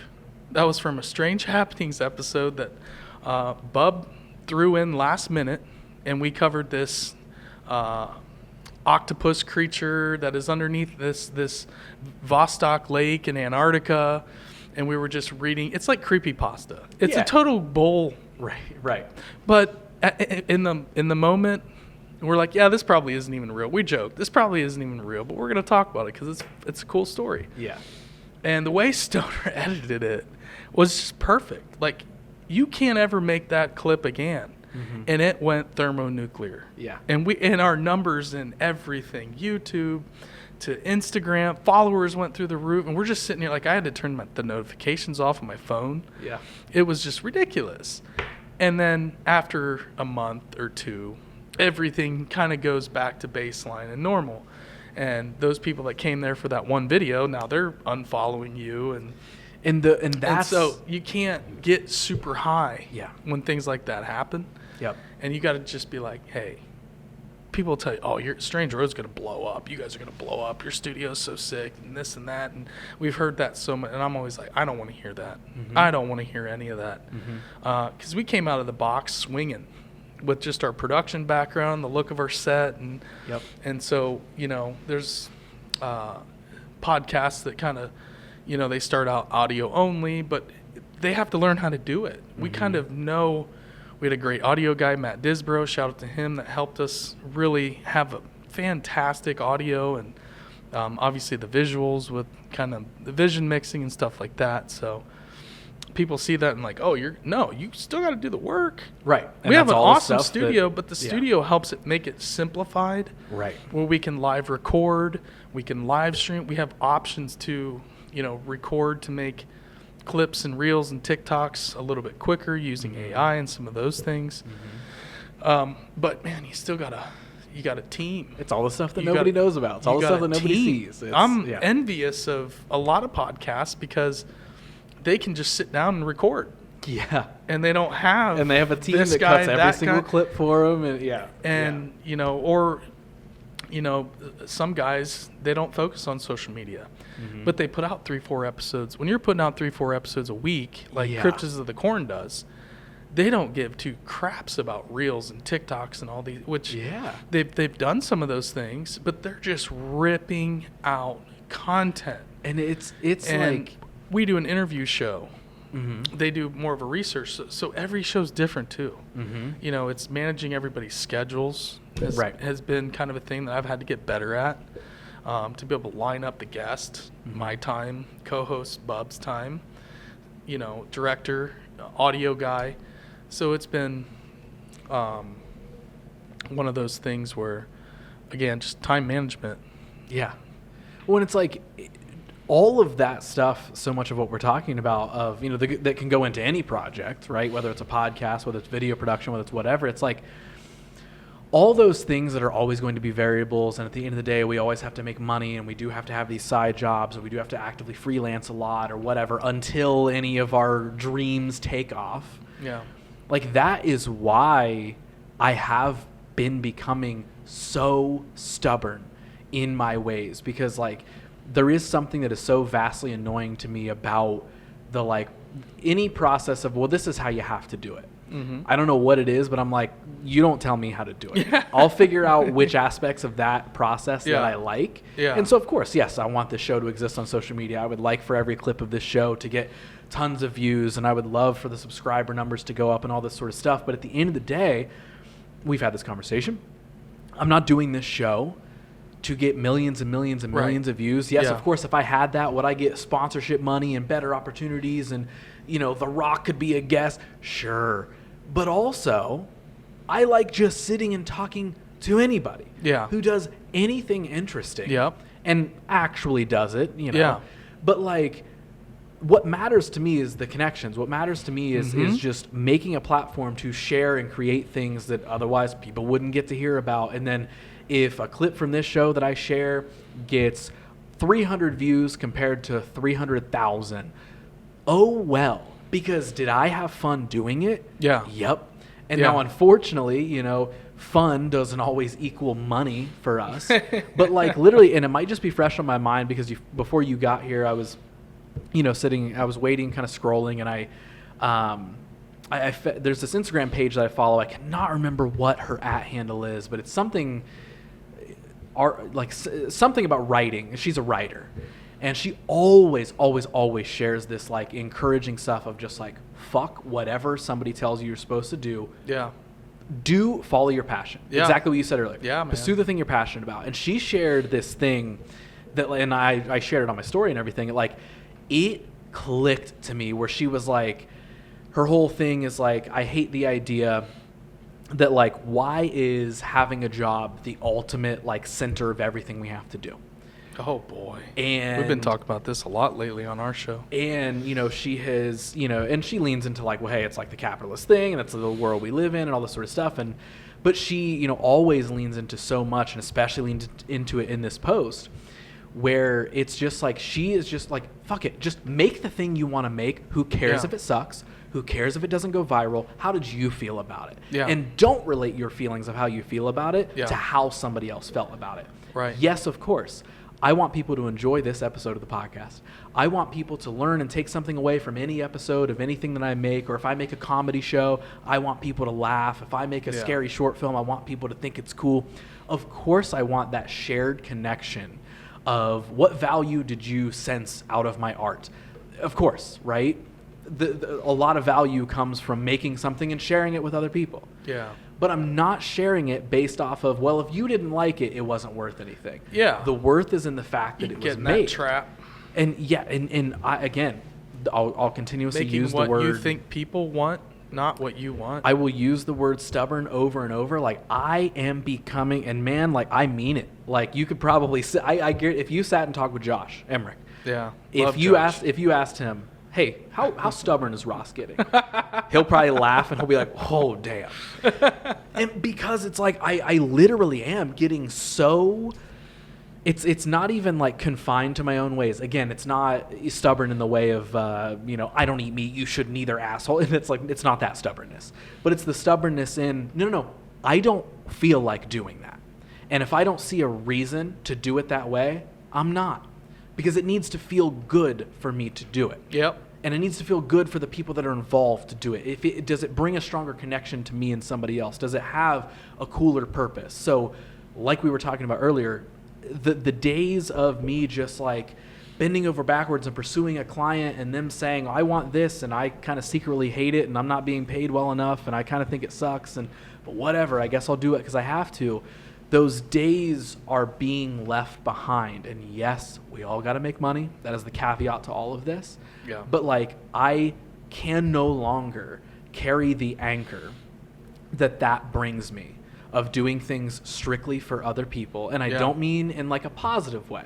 Doing things for others, helping others, that's good. Yeah. But creating just for the sake of some client saying, hey, we guess that video was good enough. We're just happy it was cheap enough.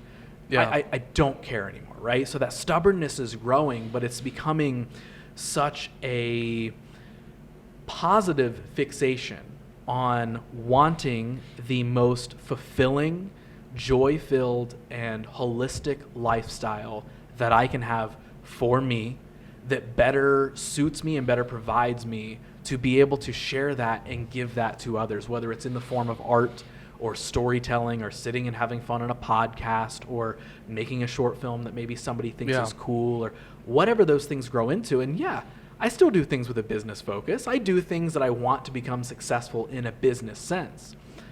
But the core of what my life is being built off of, again, I am getting so strict and specific on what that is being built off of. Yeah. And again, where do you want to focus?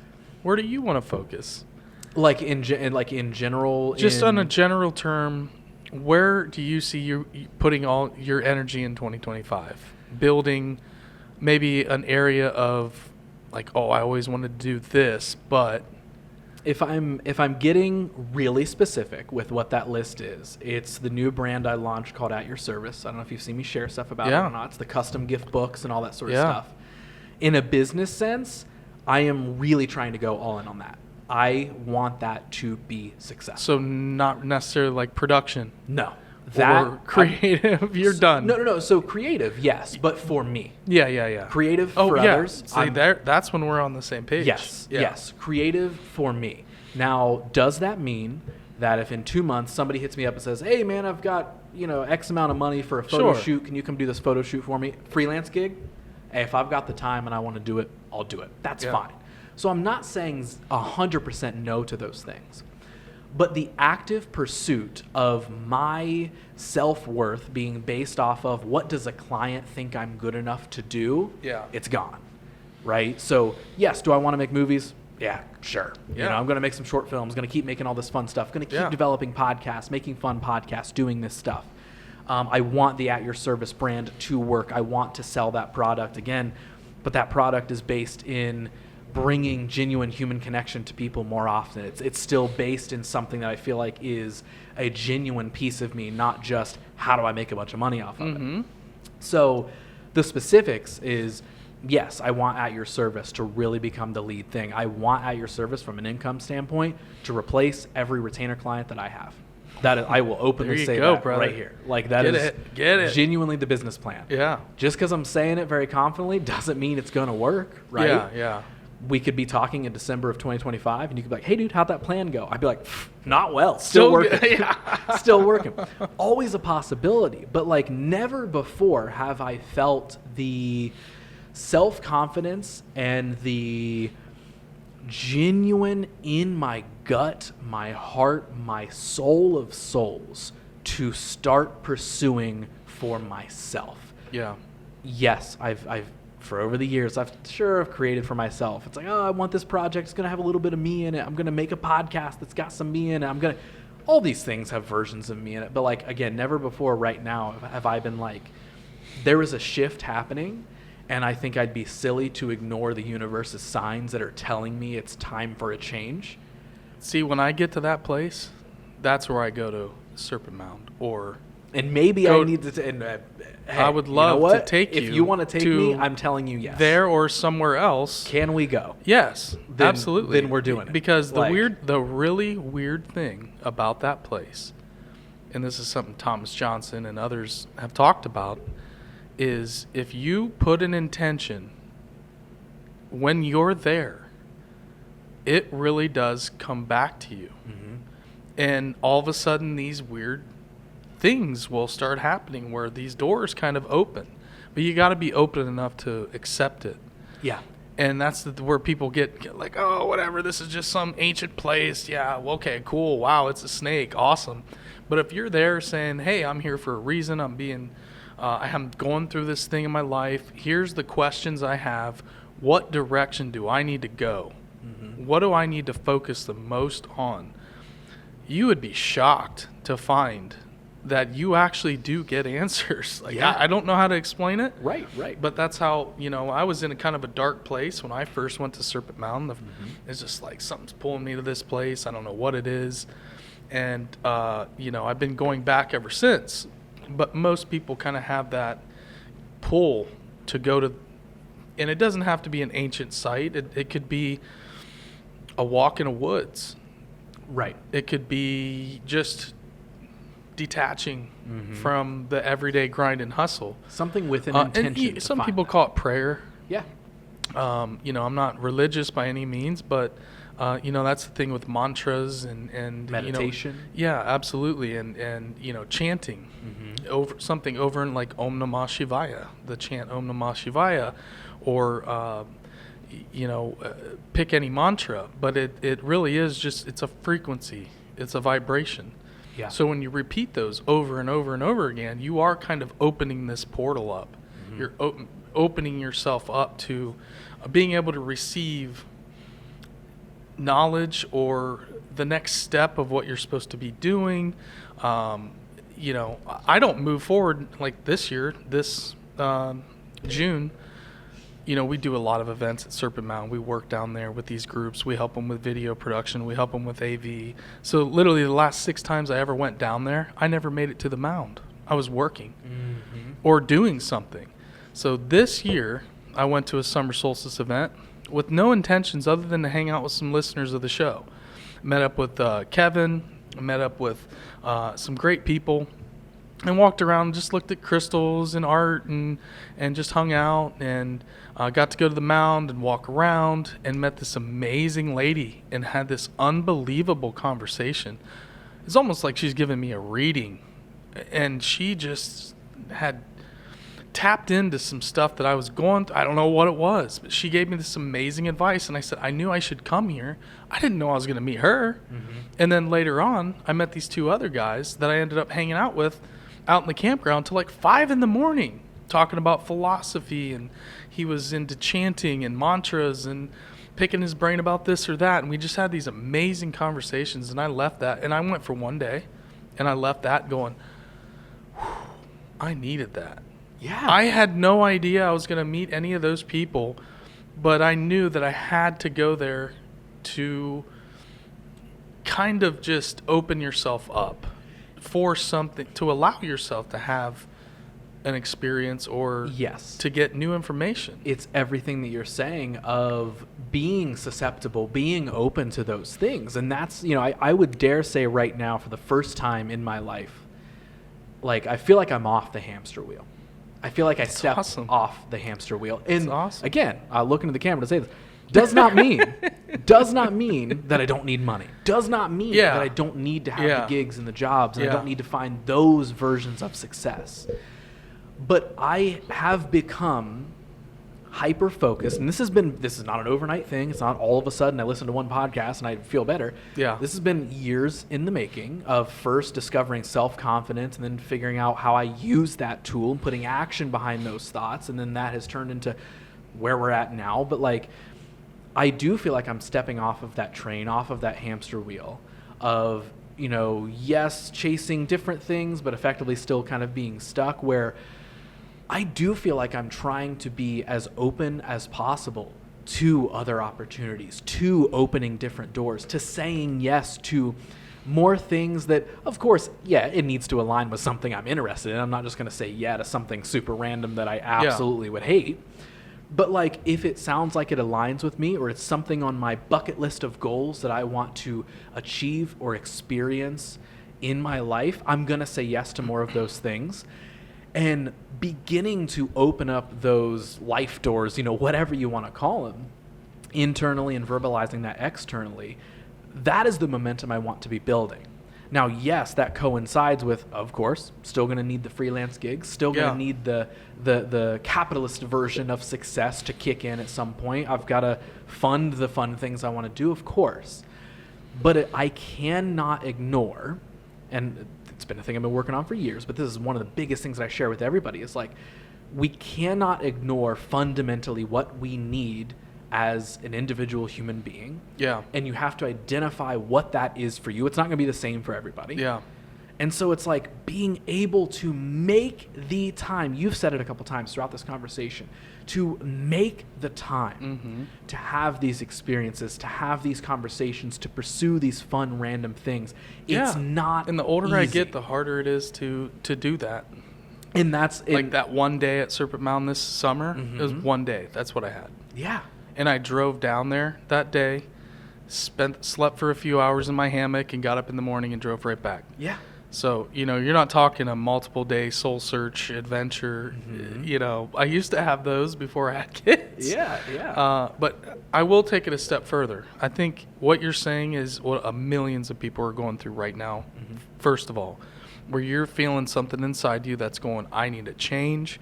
I need to pursue whatever's inside me or whatever's pushing me. Millions of people are actually getting this message right now, and I don't know what it is. You know, if there's some kind of energy that's coming through universal, that's getting people hyper aware that right now we're in a major time of change. Major time. I mean, you can look up in the skies and with the New Jersey drones and these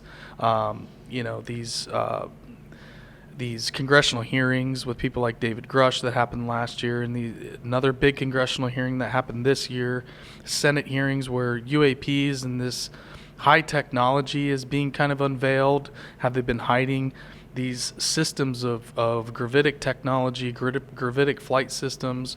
If that's the case, if there are these really advanced systems of energy, what does that mean for the general public? And this is what really, really gets missed. Yeah, they're hiding it, but why? Mm-hmm. Because the energy system is something that will, once we actually, the Pentagon, whoever it is, whoever they are, admits that all this stuff is actually happening, it is real, we can no longer put up with an oil and gas economy. The dollar is backed up by, is the world reserve currency to buy oil. So if you're another country, you have to buy dollars to then buy oil. Mm-hmm. The entire economy is based off of energy. So you go to work, you have to do gigs, you have to have all these clients, you got to make money. To take your money to pay for your studio, to pay for your electric bill, to pay for your rent. It's all based on energy. And this debt system we have goes back to ancient Babylon. It's a Babylonian money magic system. It's literally, you're actually being programmed and enslaved through debt. The Federal Reserve, these banking systems, the IMF, the World Bank, this is just a way to keep us all down. If you don't have money and you have a civilization that doesn't have to worry about going into work and sitting in a cubicle and doing something that they hate, because AI is coming, quantum computing is coming. Not even coming, it is here. You have these drones, they're UAPs. There are drones that are being seen that are these SUV. How are they able to fly that long?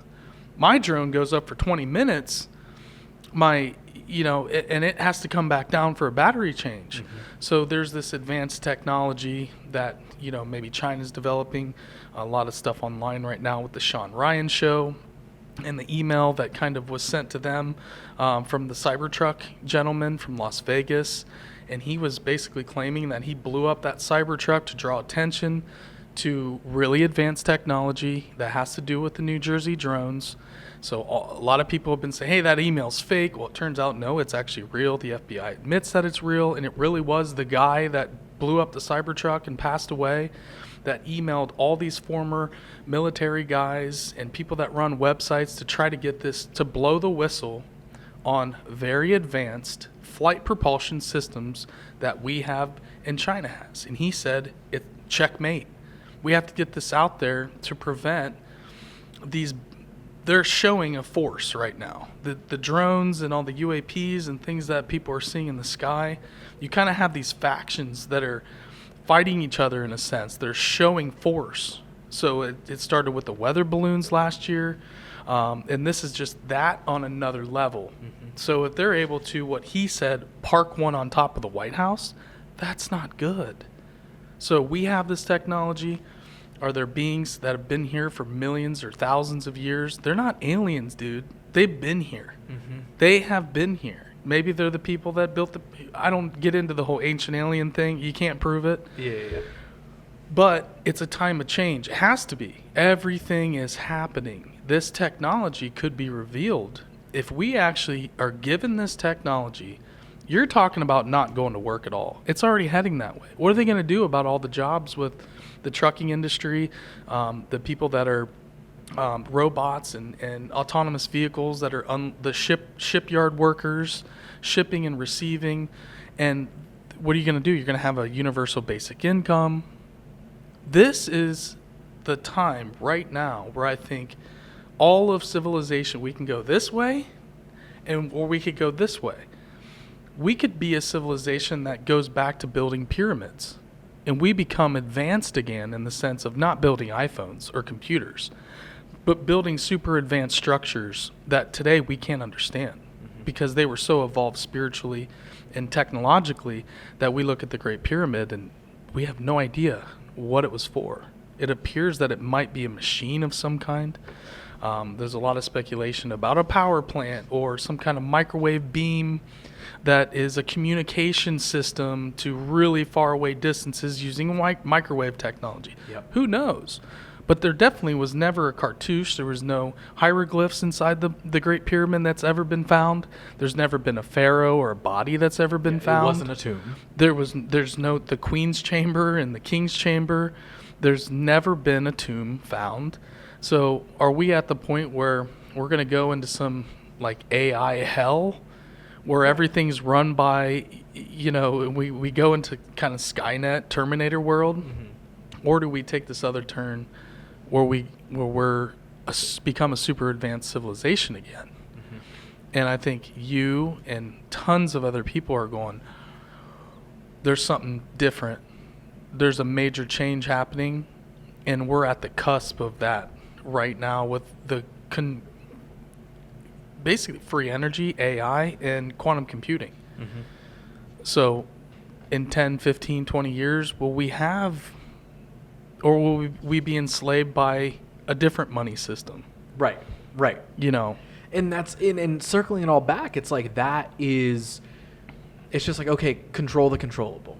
How can I control my own narrative? How can I figure out, like, what connections am I making with other people? What am I sharing? Like, whether it's through creation, whether it's through whatever it may be, like, how can I just begin to encapsulate all of this stuff to focus on self and sense of self and confidence and that sort of output, that sort of connection? And, I'm sure that, there's a whole other conversation of like 2020 opening everybody's eyes to that of like, oh, wait, I can work from home. I don't have to be there. And then, oh, the veil was pulled back a little bit. Okay. Some people went a little darker into the hole, but some people really woke up too. Right. And so it's like, whether it's all, the craziness with AI and automation and Skynets and conspiracies and all this sort of stuff, or if it's just rudimentary, basic, like human instincts and energy just like creating a new existence. Right. That's what we're here for. How do you just want to feel? Yeah. And again, even taking it back to the Instagram post that I was talking about, it's like that is so much of what she was talking about on just a more smaller level, I suppose, not obviously touching on all this stuff, but like that was the thing. Is she was like, it's weird to me that it is so looked down upon when someone says they don't want to work. And it's I think that is they don't want a job. Right. And that was her entire point that she makes throughout the thing, is she's like, I'm doing tons of hard work to pursue the life that I want, to create the art that I want, to have the living that I want. Yeah. But I don't want the version of a job that everybody says we're supposed to have. Yeah, I mean, that's what we were taught. When I told my parents I wanted to do video production, they looked at, what are you talking about? Yep. I want to work with camera. Well, you can't make money doing that. Yeah. But there are a lot of people that do. Mm-hmm. They had no idea. They were taught, go to school, go to college, get a good job. Hey, you got to get insurance. Yep. You got to get insurance. That also isn't going to do anything when you need it. Make sure you get a good job that has a 401k and you have insurance. And so anything outside of that, people just aren't used to, hey, but I love this. I want to pursue this because I love it. Okay, but how can you make money? I don't know. I don't know how I'm going to make money with it. I haven't made any money doing video production back then when I'm trying to explain to them, hey, but I'm going to go back to school and I'm going to get educated and maybe I can make a career out of production, and video. Wouldn't it be rad if I got to enjoy life while I pursued these things? Yeah. Like that's the thing. And what it took was a couple edits to show them something I've shot and edited as a final piece. Yeah. And it took, hey, what do you think about this? Well, actually, that's pretty good. Wow. Okay. And then, hey, here's this program. I'm going to study all these things. I'm going to learn Photoshop. I'm going to learn web design. I'm going to learn audio production. I'm going to learn about microphones and cameras. You don't think this is valuable. And so that's just a lot of folks that just weren't raised that way are afraid to go, hey, what's my passion? You want to make candles? You make candles in your spare time? How do you make a business out of that? while you're, doing a corporate job, or you want to make soap or knives or whatever it is. And of course, it's overwhelming when you're making soaps or candles for fun and giving to some friends for gifts, and then you see that TikToker who did that at home and then went viral and now has $1 million business. So then you're like, oh, that's how I have to do it. I'm supposed to do it that way. And it's like, you can if you want. And hey, congrats to that person on their success. You maybe could get some success like that. Or you can also just continue to like making your thing. And if you do want to share it online, you can share it online. Otherwise, it's okay. Yeah. Yes, unfortunately, at the end of the day, we have to make money to survive. Yeah, and I don't think we're going to need money soon. I would love to. I just don't think. I don't think we're going to have jobs. Okay, how about this? We like to set this up. You get abducted by aliens. They pull you up into their super advanced craft. Mm-hmm. Do you think those fellas are worried about clocking in the next day? Right. Seriously. Yeah. Think about that. No. Right. You think those super advanced beings, like the Nordics is, Hitler and the SS were obsessed with finding the superhuman Aryan race. They were in Tibet looking for it. They were all over the place looking for these super advanced beings. Some people call them the tall ones, the Norse. But they've come down and given us knowledge over the years, over the millennia. And they were completely obsessed. The Vril Society was a secret society that was in contact with these Nordic beings, and they give knowledge, and it all boils down to, with them, it's nuclear destruction. It's you're building weapons of war. They come and they give you knowledge. You hear these things.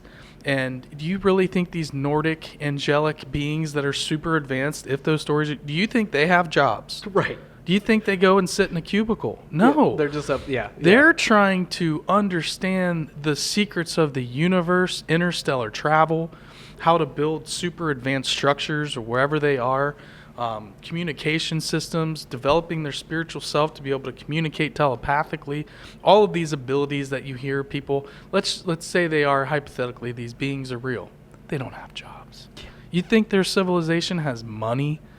You think they're sitting here going, hey, I bet you $5 I told you he was going to get scared, or they're not. There's no credit cards. Intergalactic McDonald's out there. But is that, can we have that kind? And I'm not saying I don't want a job because I'm lazy. Exactly. That's not it. Exactly. Okay, you have the pyramids. Now, were they being? They weren't slaves. There's no way you could have slave work could be that incredible. There's just no way. They had to have some kind of advanced machining, some kind of advanced energy system to be able to build these really. I mean, it would take, the best engineers that study the pyramids are just baffled. There's just the precision that they're made with, first of all, is just incredible. So if you have a culture that focuses on building the Great Pyramid, you think those people are getting paid and to clock in and do that job? No, it is a civilization is coming together to do one specific thing, and that is to build something as marvelous as the Great Pyramid. Mm-hmm. Or, maybe we focus on getting off this rock. In 500 years, these weird electromagnetic phenomena that we're seeing, where, in Ohio, you could see the Northern Lights, but they were red. There's prophecies of Native Americans about when the red sky comes. When you see that, it's a time of change. And there's stories about, the rainbow dragon coming to steal your children and putting them inside a little box. So the tablet, the cell phone. So you listen to these stories, and they all equate to things that are happening right now. Yeah. And going back to what you're going through this is a time of change. Mm-hmm. We're going to either go this direction, or we're going to live in some Skynet hell where, the AI backfires and completely takes over, and we become the transhumanist movement. That's a conspiracy that goes, like one of the first Hollywood films ever made, Metropolis. is about transhumanism. The occult people, Madame Blavatsky and all those guys were obsessed even back then with human beings transferring their consciousness into robots or some kind of mechanical being. The story of Osiris and Horus. It's really strange because that story is basically a story about transferring your consciousness to a new body. So these beings, these kings, never actually die. They have this kind of technology where they're just transferring their consciousness into, so they're able to live for thousands of years. When you hear these stories, it sounds like technology. Right. It sounds, so is that where we're heading? Yeah. Is this really advanced civilization where we have all of these technologies right now merging, where if they keep holding that technology back, these electrogravitic propulsion systems, free energy systems, we're going to be stuck in this oil, electricity, these kind of basic energy systems where we got to drill oil, we got to dig stuff out of the ground and burn it. Right. And then eventually we're going to destroy our planet. Yep. Everything's based on plastics and oil. And I just don't think we can sustain that. Yeah. Dude, we went out there. We could just keep going on all these different paths. And I don't even know how long we've been talking, but we could sit a little bit and continue to go down all these different things. In lieu of not making this a 6-hour podcast, because I would love to, genuinely. Hey, it literally has been one of my favorite conversations I've had on the show, just because it's just we have just talked about everything. Yeah, I've got a last handful of questions for you, and then we will wrap this thing up. Yeah. First, what out of all the things that you've heard about, researched, talked to somebody about, what's your favorite strange thing that you've ever learned? It can be a conspiracy, it can be something that's genuinely physically on Earth that's strange. What's your favorite strange thing that you've ever uncovered? The thing that I got most obsessed with is the story of the giants, and not from the biblical aspect of the Nephilim and the stories of the Bible and things like that, but actually physical massive people being found in burial mounds in Ohio. I mean, I got real obsessed. I got hooked because I really was blown away, first of all, that I'd never heard about that. And then that led me to a whole bunch of other spiritual and paranormal things. There's an archaeologist named Dr. William Romaine who wrote a paper called The Native American Pathway of the Souls, where basically he writes about the earthworks and Serpent Mound and these places are essentially, if you want to talk about the Tibetan Book of the Dead, the Egyptian Book of the Dead, these are all writings about what happens after you die. In the journey your soul goes on. In Native American, North American tradition, the soul rides on the back of Cygnus, the constellation Cygnus, through the Milky Way. And your soul goes through this process of uncovering its actual real essence to be able to get to the other side. But it's not just, you go to heaven, you show up at heaven's gate, and you're in. Peter's got the list. No, you have to go through this whole process. And so I found that really fascinating, that this same thing that you find in Egypt and in the Tibetan traditions are right here in North America, specifically Ohio. And so I really felt that through the process of learning about kind of all these, Smithsonian conspiracies about hiding the true history about I've never seen a giant skeleton. I can't tell you if that's a real thing or not, but it did get me to the point where I found out all of these amazing kind of spiritual principles like the Native American Pathway of the Souls, and really went super deep into visiting every earthwork I could possibly visit. Trying to find all the experts in Ohio and, different people that have written books. But I would say that I was very obsessed in my 20s, like I said, of the paranormal. Got really into cryptids, the dog man. So it depends what stage of my life I'm in because if I go down a rabbit hole, I get really, really locked in. Okay. Yeah. You know, if it's like the Illuminati Hollywood stuff that I was into in my 20s with the Jay-Z, the P. Diddy. I heard about P. Diddy all years and years and years ago. Looking at this stuff. If anybody's listening, just sign me up. Listen, just sign me up. I'll take the easy route. It's okay. I'm ready for a change. Anybody from Illuminati, if you're listening. Yeah. Apparently, they ain't contacting us. Everybody's signing up. Apparently, Jay, just let me know. Yeah. Reach out. Let me know. I'll sign up. Yeah. It doesn't seem that bad. I gotta make some spooky music videos. Been there, done that. I've seen the TikTok conspiracies. Everyone's like, oh man, this music video has satanic symbolism, and I'm like, guys, if you think that's real satanic symbolism, come look at the music videos I made for local bands you've never heard of. Oh, right. There's demons and ghosts everywhere, and there's no conspiracy. Yeah. It's okay. That's the metal. On that note, we've talked about all these different crazy things, all this stuff, right? All these things. What's something you don't believe? Have you come across something, a story, a conspiracy, a belief that you're like, come on? Yeah, like QAnon and that whole conspiracy, complete bullshit. Yeah. That was something that the FBI, it's called COINTELPRO. It's a program that was uncovered back in I want to say the 60s or 70s with the church committee hearings where they discovered that MK Ultra and the CIA had been doing mind control experiments. Mm-hmm.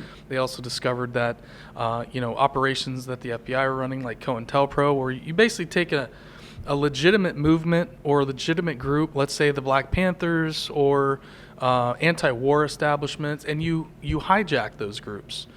And they implement actors into those groups to then kind of completely take it over.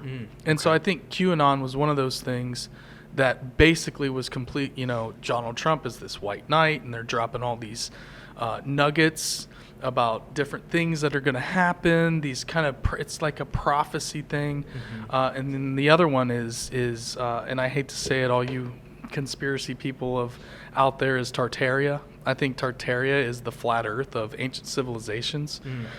And that's a very advanced civilization that existed in like the 1800s, where they talk about the Chicago World's Fair and the St. Louis World's Fair, where they had all of this advanced buildings, but then they tore it all down.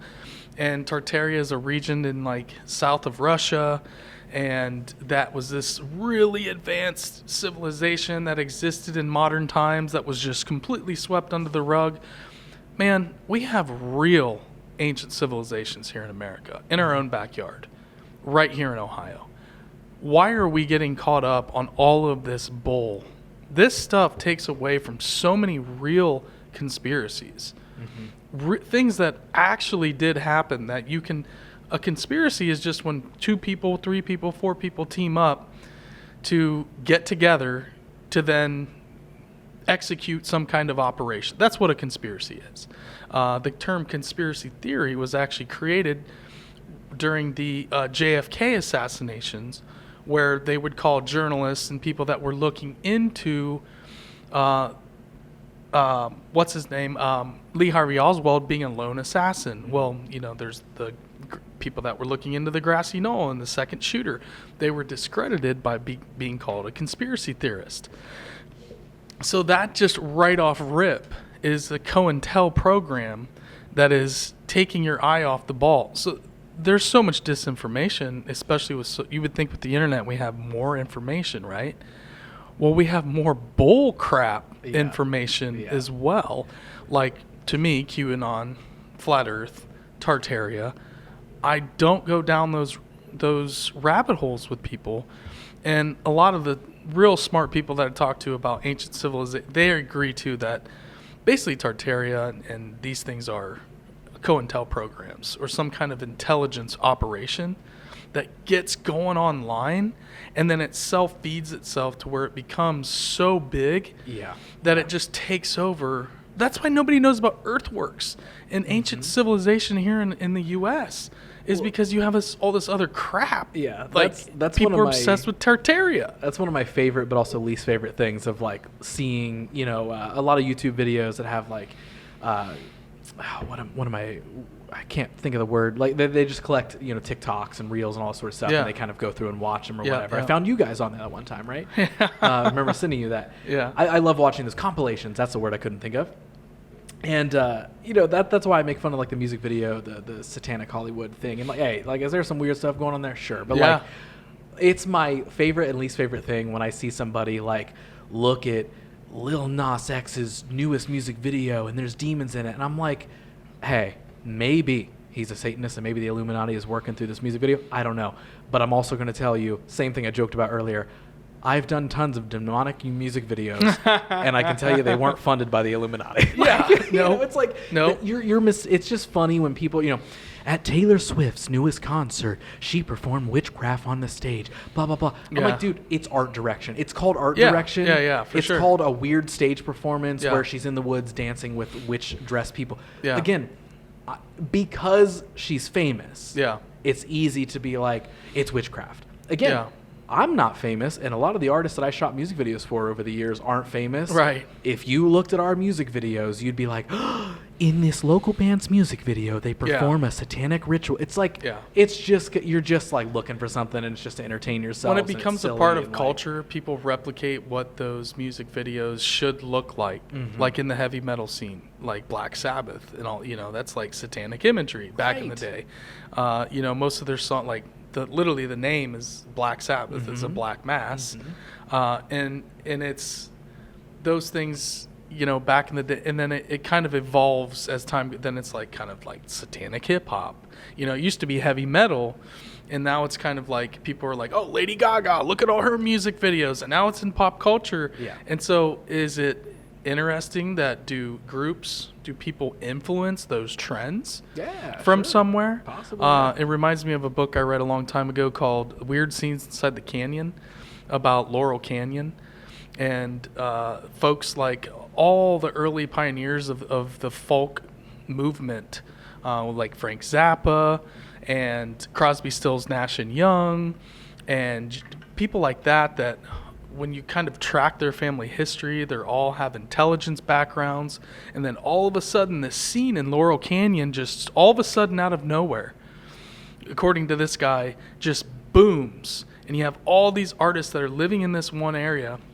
And there was a military base that was right in Laurel Canyon that had a sound stage, that had all where they would produce different things, and people like Jim Morrison, his father was an admiral, Rear Admiral Byrd, who was a guy that was part of the an operation that got us into the Vietnam War.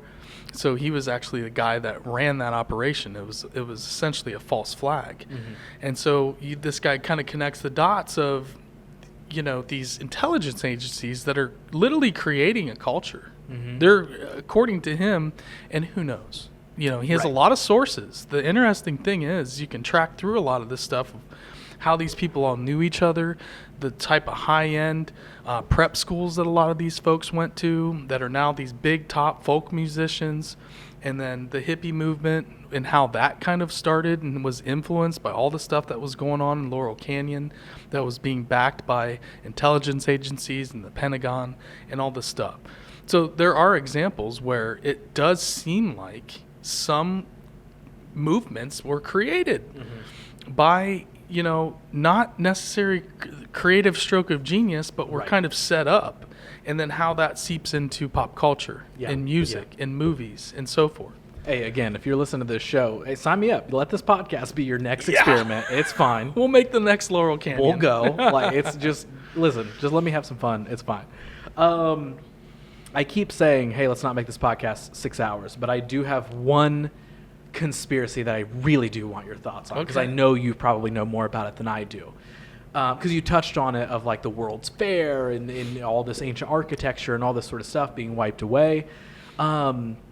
Conspiracy of like the Great Mud Flood and all that sort of stuff. Yeah, of like that's Tartaria. Society being reset and everything. Like, what's your understanding? What are your thoughts and opinions on that? Because I'm not necessarily saying I believe it. That's just one new one that in the last couple of years I've learned about. And I've been like, well, that's kind of fun. Of like, here's what buildings used to look like in the U.S. and they had this amazing architecture, and now they've been wiped away, and now it's, where did the architecture change, and why did we change, and all this sort of stuff. Like, is that tied to the Tartaria thing and all that sort of stuff? I mean, when you look at I like to look at the root of where this information comes from. where is this coming from?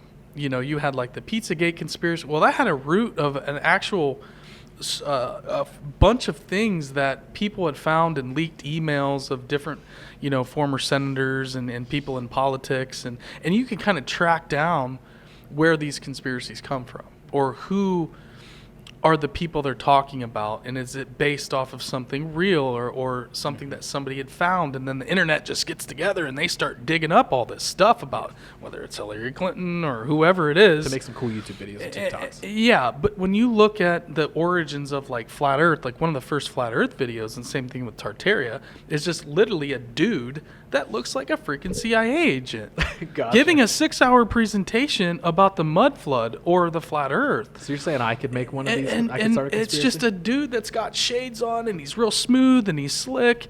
And then you have all these people like, look at this. This guy's doing a YouTube video on all this stuff. And he's bringing up all these old photos of, what are supposedly these buildings that were built and then torn down. But the mud flood, there would have been tons of newspapers and talking about this mud flood. Real quick, there would have been somebody like Graham Hancock or these guys that research ancient civil. I've never heard anybody talk. It literally came out of thin air. Can you clarify for me and the listeners, because I just know the general stuff I've seen in YouTube videos. What is the mud flood? Because my understanding is like we had great architecture and all this sort of stuff. I guess a mud flood comes in, buries everything. There's a huge flood. And now people believe like ancient civilizations are like buried under earth, and now we've built all these boring buildings on top. Is that the... Well, the thing is that that's partially true. Mm-hmm. We have had civilizations that have been buried to be found thousands and thousands of years later. If that mud flood did exist, there would be people that would be digging for it right now. If it was real, somebody would be trying to find what's underneath the mud. Where was the flood? Let's go find that. Nobody is looking into it. And it's not like you have the National Geographic Society beating down the door. It's like the ice wall. Oh, they're going to find the ice wall. The ice wall is the mud flood. There's all these parallels that you can see with flat earth. And God bless you, if you believe in flat earth, hey, and no one's been down the rabbit holes of conspiracies more than myself. Yeah, which is why I'm like, I've never heard of this one. I saw a YouTube video on this one. It was silly. Whether it's, it's QAnon, QAnon is started on 4chan by a couple of guys that are goofing around. If you've ever seen the documentary called Q Into the Storm, it's on HBO. You can basically look at, there's a couple dudes that essentially started it as a goof. And then I think actually that the FBI and some intelligence groups actually did take over the Q drops and did start feeding these YouTubers and podcasters at that time. People like Jordan Sather, people like the QAnon, the QAnon medic. I think he was a big YouTuber. But I met Jordan Sather at a UFO disclosure event, and there's even a documentary that I saw recently where Jordan Sather was on a QAnon documentary, and he's just like, listen, man, I bought into all of it. I was in my 20s. I bought into all of it, hook, line, and sinker. I really did believe that all this was happening. But you get obsessed with, I'm the one connecting the dots. Yeah. They're speaking directly to me. I'm on top of this brand new thing. And so they do prop up some of these young guys on YouTube. And, the Tartaria thing, I've been on Sam Tripoli from Tinfoil Hat on some of his live streams where he got obsessed with Tartaria and became obsessed with the mud flood and Tartaria. And I went on one of his streams and I was like, hey bro, no offense, but I could bring you to Ohio and show you a real ancient civilization. Yeah. F all this mud flood stuff. And he fires back, I'm going to come get you, stranger. I don't know who you are. That's and I've been kind of Sam's amazing dude, but and those kind of things, just like, it's frustrating, and maybe it is real. Maybe I'm wrong. I'm okay to admit I'm wrong. Right. But here's the thing. We know there's an ancient civilization right here in Ohio, in our own backyard, that is wildly advanced and fantastic. That you could go and walk up to these sites and actually visit them. Yeah. Not sit there online and talk about about Short North is buried under the current and Short these North images that they show you of the World's Fair, and there's not enough substance. And there's so no origin to it. And the World's Fair was a thing that happened where they built these cool buildings. And they had like flying machines. Right? They had these giant megalithic structures. And it was like a legit fair. Like the World's Fair was legit. Yeah. Yeah. And they built these cool things and then tore them down. They tore them down. People are saying that it was The fabricated. thing that I don't get is, how does this connect to Tartaria? How does this connect to the mud flood? How does these things? How are you going to throw just the World Fair in there? And it doesn't add up. It doesn't make sense. Right. Tartaria is a region like in Kazakhstan, basically. Okay. It's like just under Russia, like you would maybe call the steppes. The Black Sea, Caspian Sea, I believe that's where they're saying this region is. That was literally 100 and some years ago. We're living in, while there's oil and electricity is just being discovered, there's this free energy technology, super advanced civilization that had this electrogravitic technology, or flying crafts, and they had all of this amazing, they could build cyclopean structures, and the proof of that is the World's Fair. Gotcha. That's the proof that all of this existed. But even then, you would have people talking about all of this. You would have people, regular people, journalists, like, holy cow, the World's Fair was so advanced. We saw this and we saw that. And so it's like, oh, they're hiding it all from us. They changed history. They went back and changed all the history books where they actually did, and changed all the newspapers when they digitized them. Because you can explain away every single thing that, it's just, it always comes back to everything is a conspiracy. Right. We got to be careful. Yeah. Not everything is this giant. Sometimes you can't, and I've been guilty of it in the past. One thing I used to be really obsessed with was the lost years of Jesus and the missing years of Jesus in India. The stories of, why isn't from age 13 to 31, there's no stories of Jesus in the Bible at all. Where did he go? Well, there's a place in Tibet where supposedly there's a temple where they talk about this Master Isa that came from a faraway land and he could heal people. And there's this scroll way up in the Himalaya mountains where you can read about this person that came. There's all these documents in India where he came to train with the Brahmins. And the Brahmins kicked him out because he was such a rebel. And he came to England to like the people that were building Stonehenge and kind of the Celts. And so the more and more I've always been obsessed with that story. But then when you kind of look into, there's a lot of YouTubers like biblical scholars and people like that. When you kind of listen to them, they can kind of break through some of that stuff with, and it is, a lot of it's myth. And because people were, hey, the missing years of Jesus, well, it's not there. I'm going to start filling in the blanks. Yeah, let me just say what happened. And maybe he did go to Tibet. Right. Maybe all that did happen. Maybe he was training with all these spiritual. That's the whole thing. Is Jesus wasn't born the Son of God. He actually traveled to all these places and trained how to heal and how to perform miracles. And that goes against everything that Christians believe, is that he's the Son of God and so forth. So, but surprisingly, you'd be blown away by how much historical evidence there is of that person. That's cool. Yeah. Well, I mean, of course. I used to think it was all made up. He was a Midwest white guy from Ohio. Yeah. That's what he was. Obviously, I've seen the paintings. Yeah, exactly. He was from here. Right. And he spoke like we spoke. And that is it. That's just what it is. Yep. Man, all right. Final questions.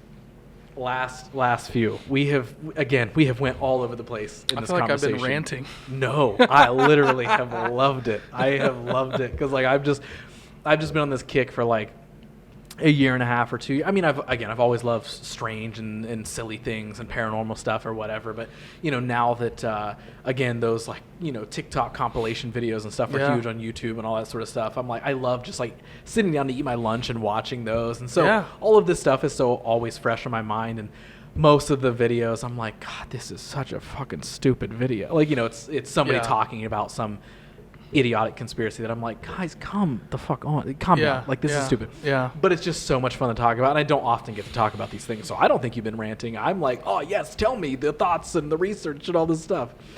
Last couple things, again, we're gonna make another left turn. We're gonna come back to you. I mentioned it throughout this conversation. I've been big on a bucket list.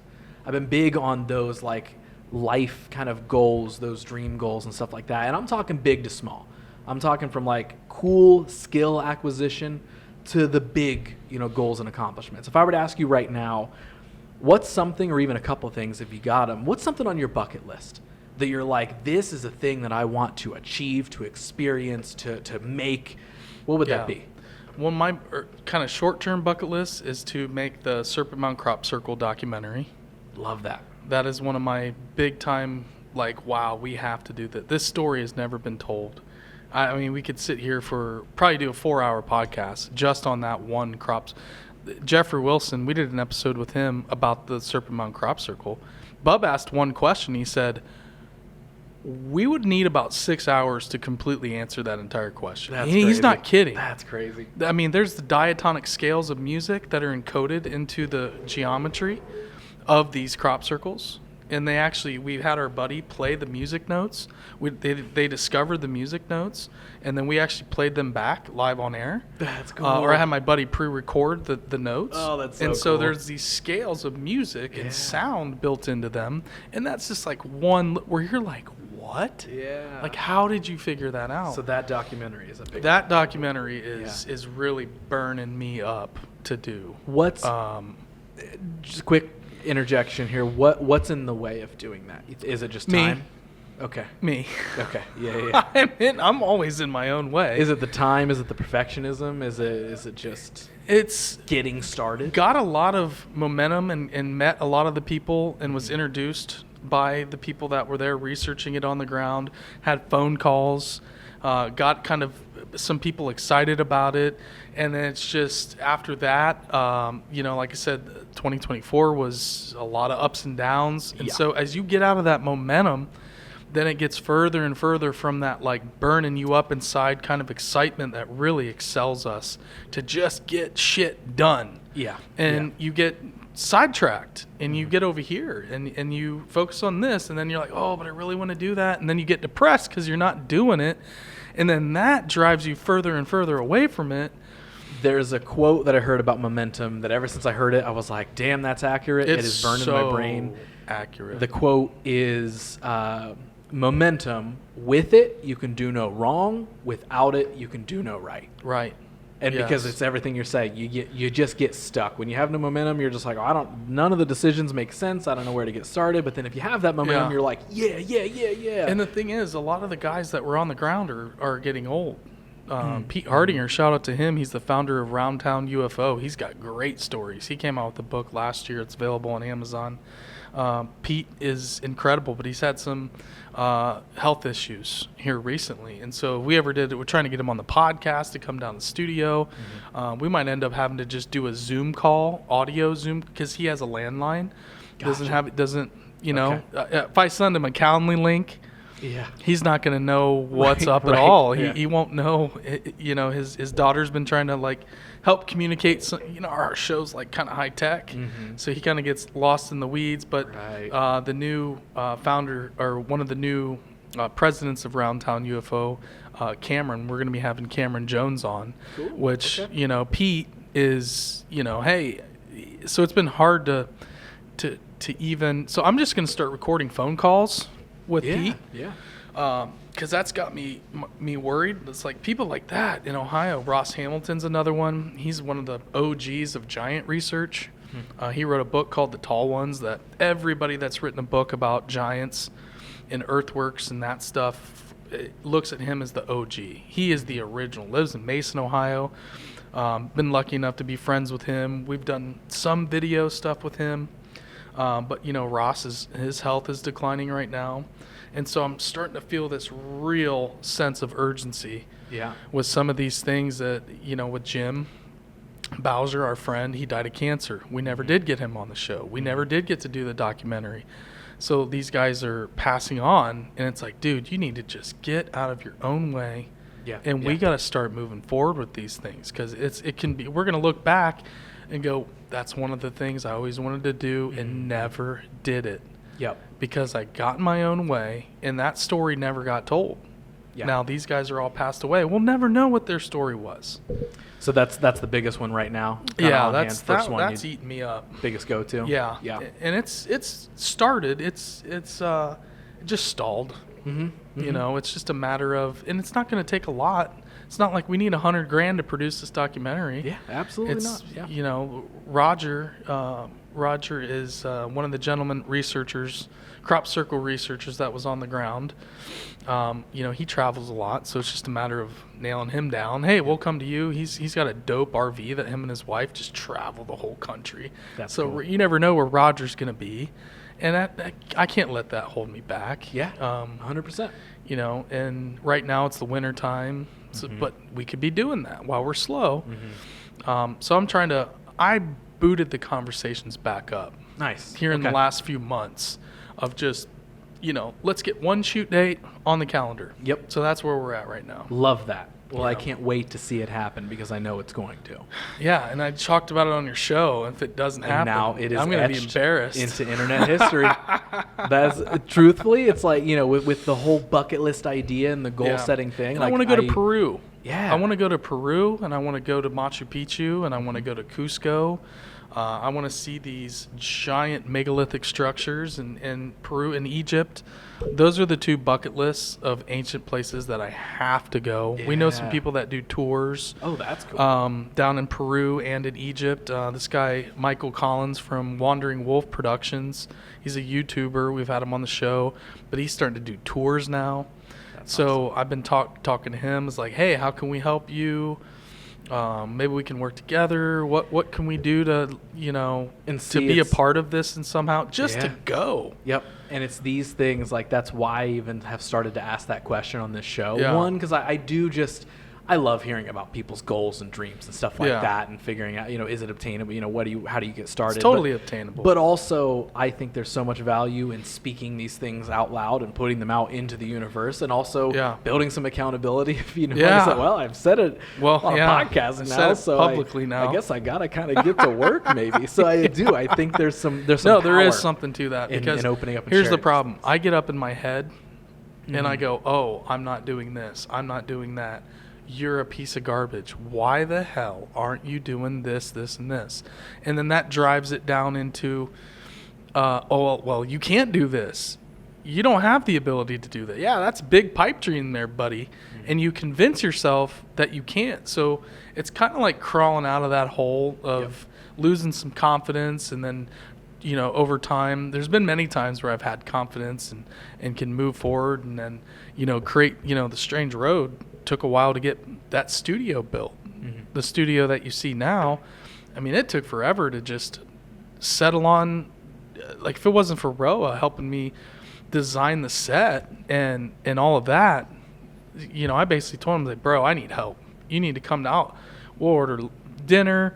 I'll take care of you. We'll get some drinks, but I really need help. And he came down that night, and we just talked for 3 hours, and then started talking about what you see now as the back mural and the panels and how we were going to light it and everything. So, and he sat there on an iPad and just did a sketch. He took a photo of the display of our center camera and snapped a photo on his iPad, and then basically of the wide shot, and just then sketched it all out. That's and then at cool. the end of the conversation, he goes, "What do you think about that?" I go, "That's awesome. That's incredible." But that's that guy. That's Roa. He's the man. That's awesome. He's an unbelievable talent. He is an art making machine. Like, he's got so much resolve.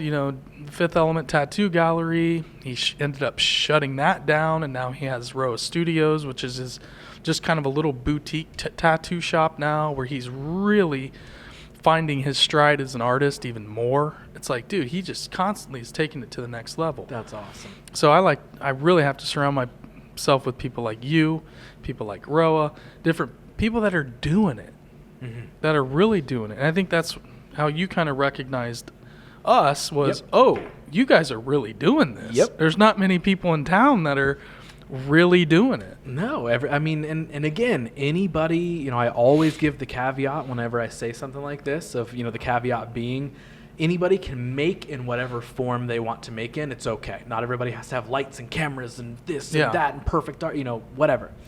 I wish we would have started smaller.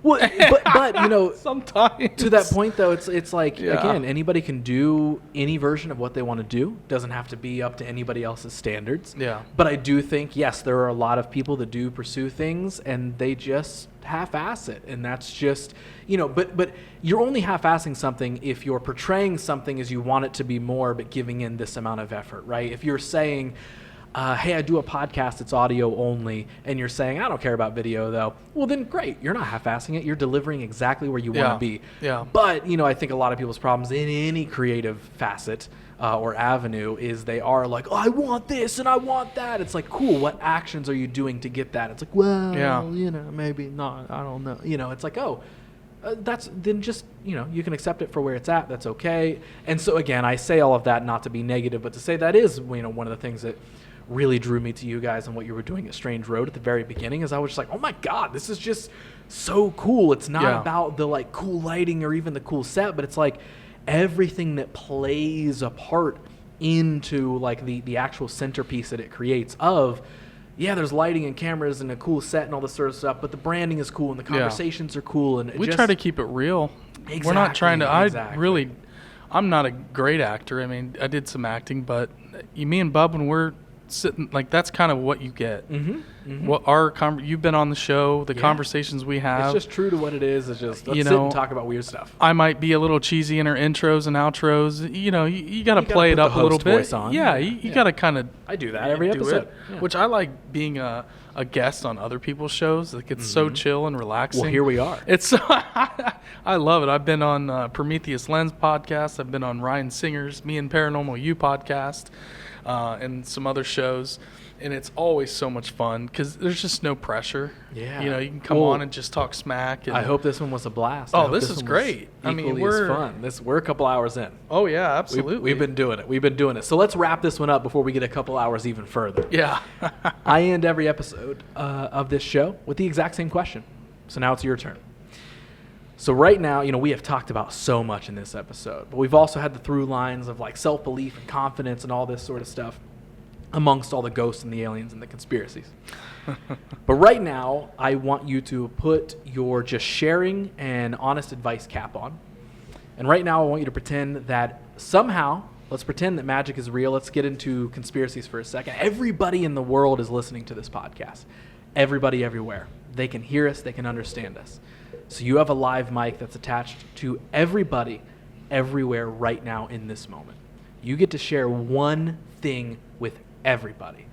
What are you telling them, and what do you really want them to hear? Only pursue things that fire you up. Are you passionate about it? If not, don't pursue it. If you're in a job, that's fine.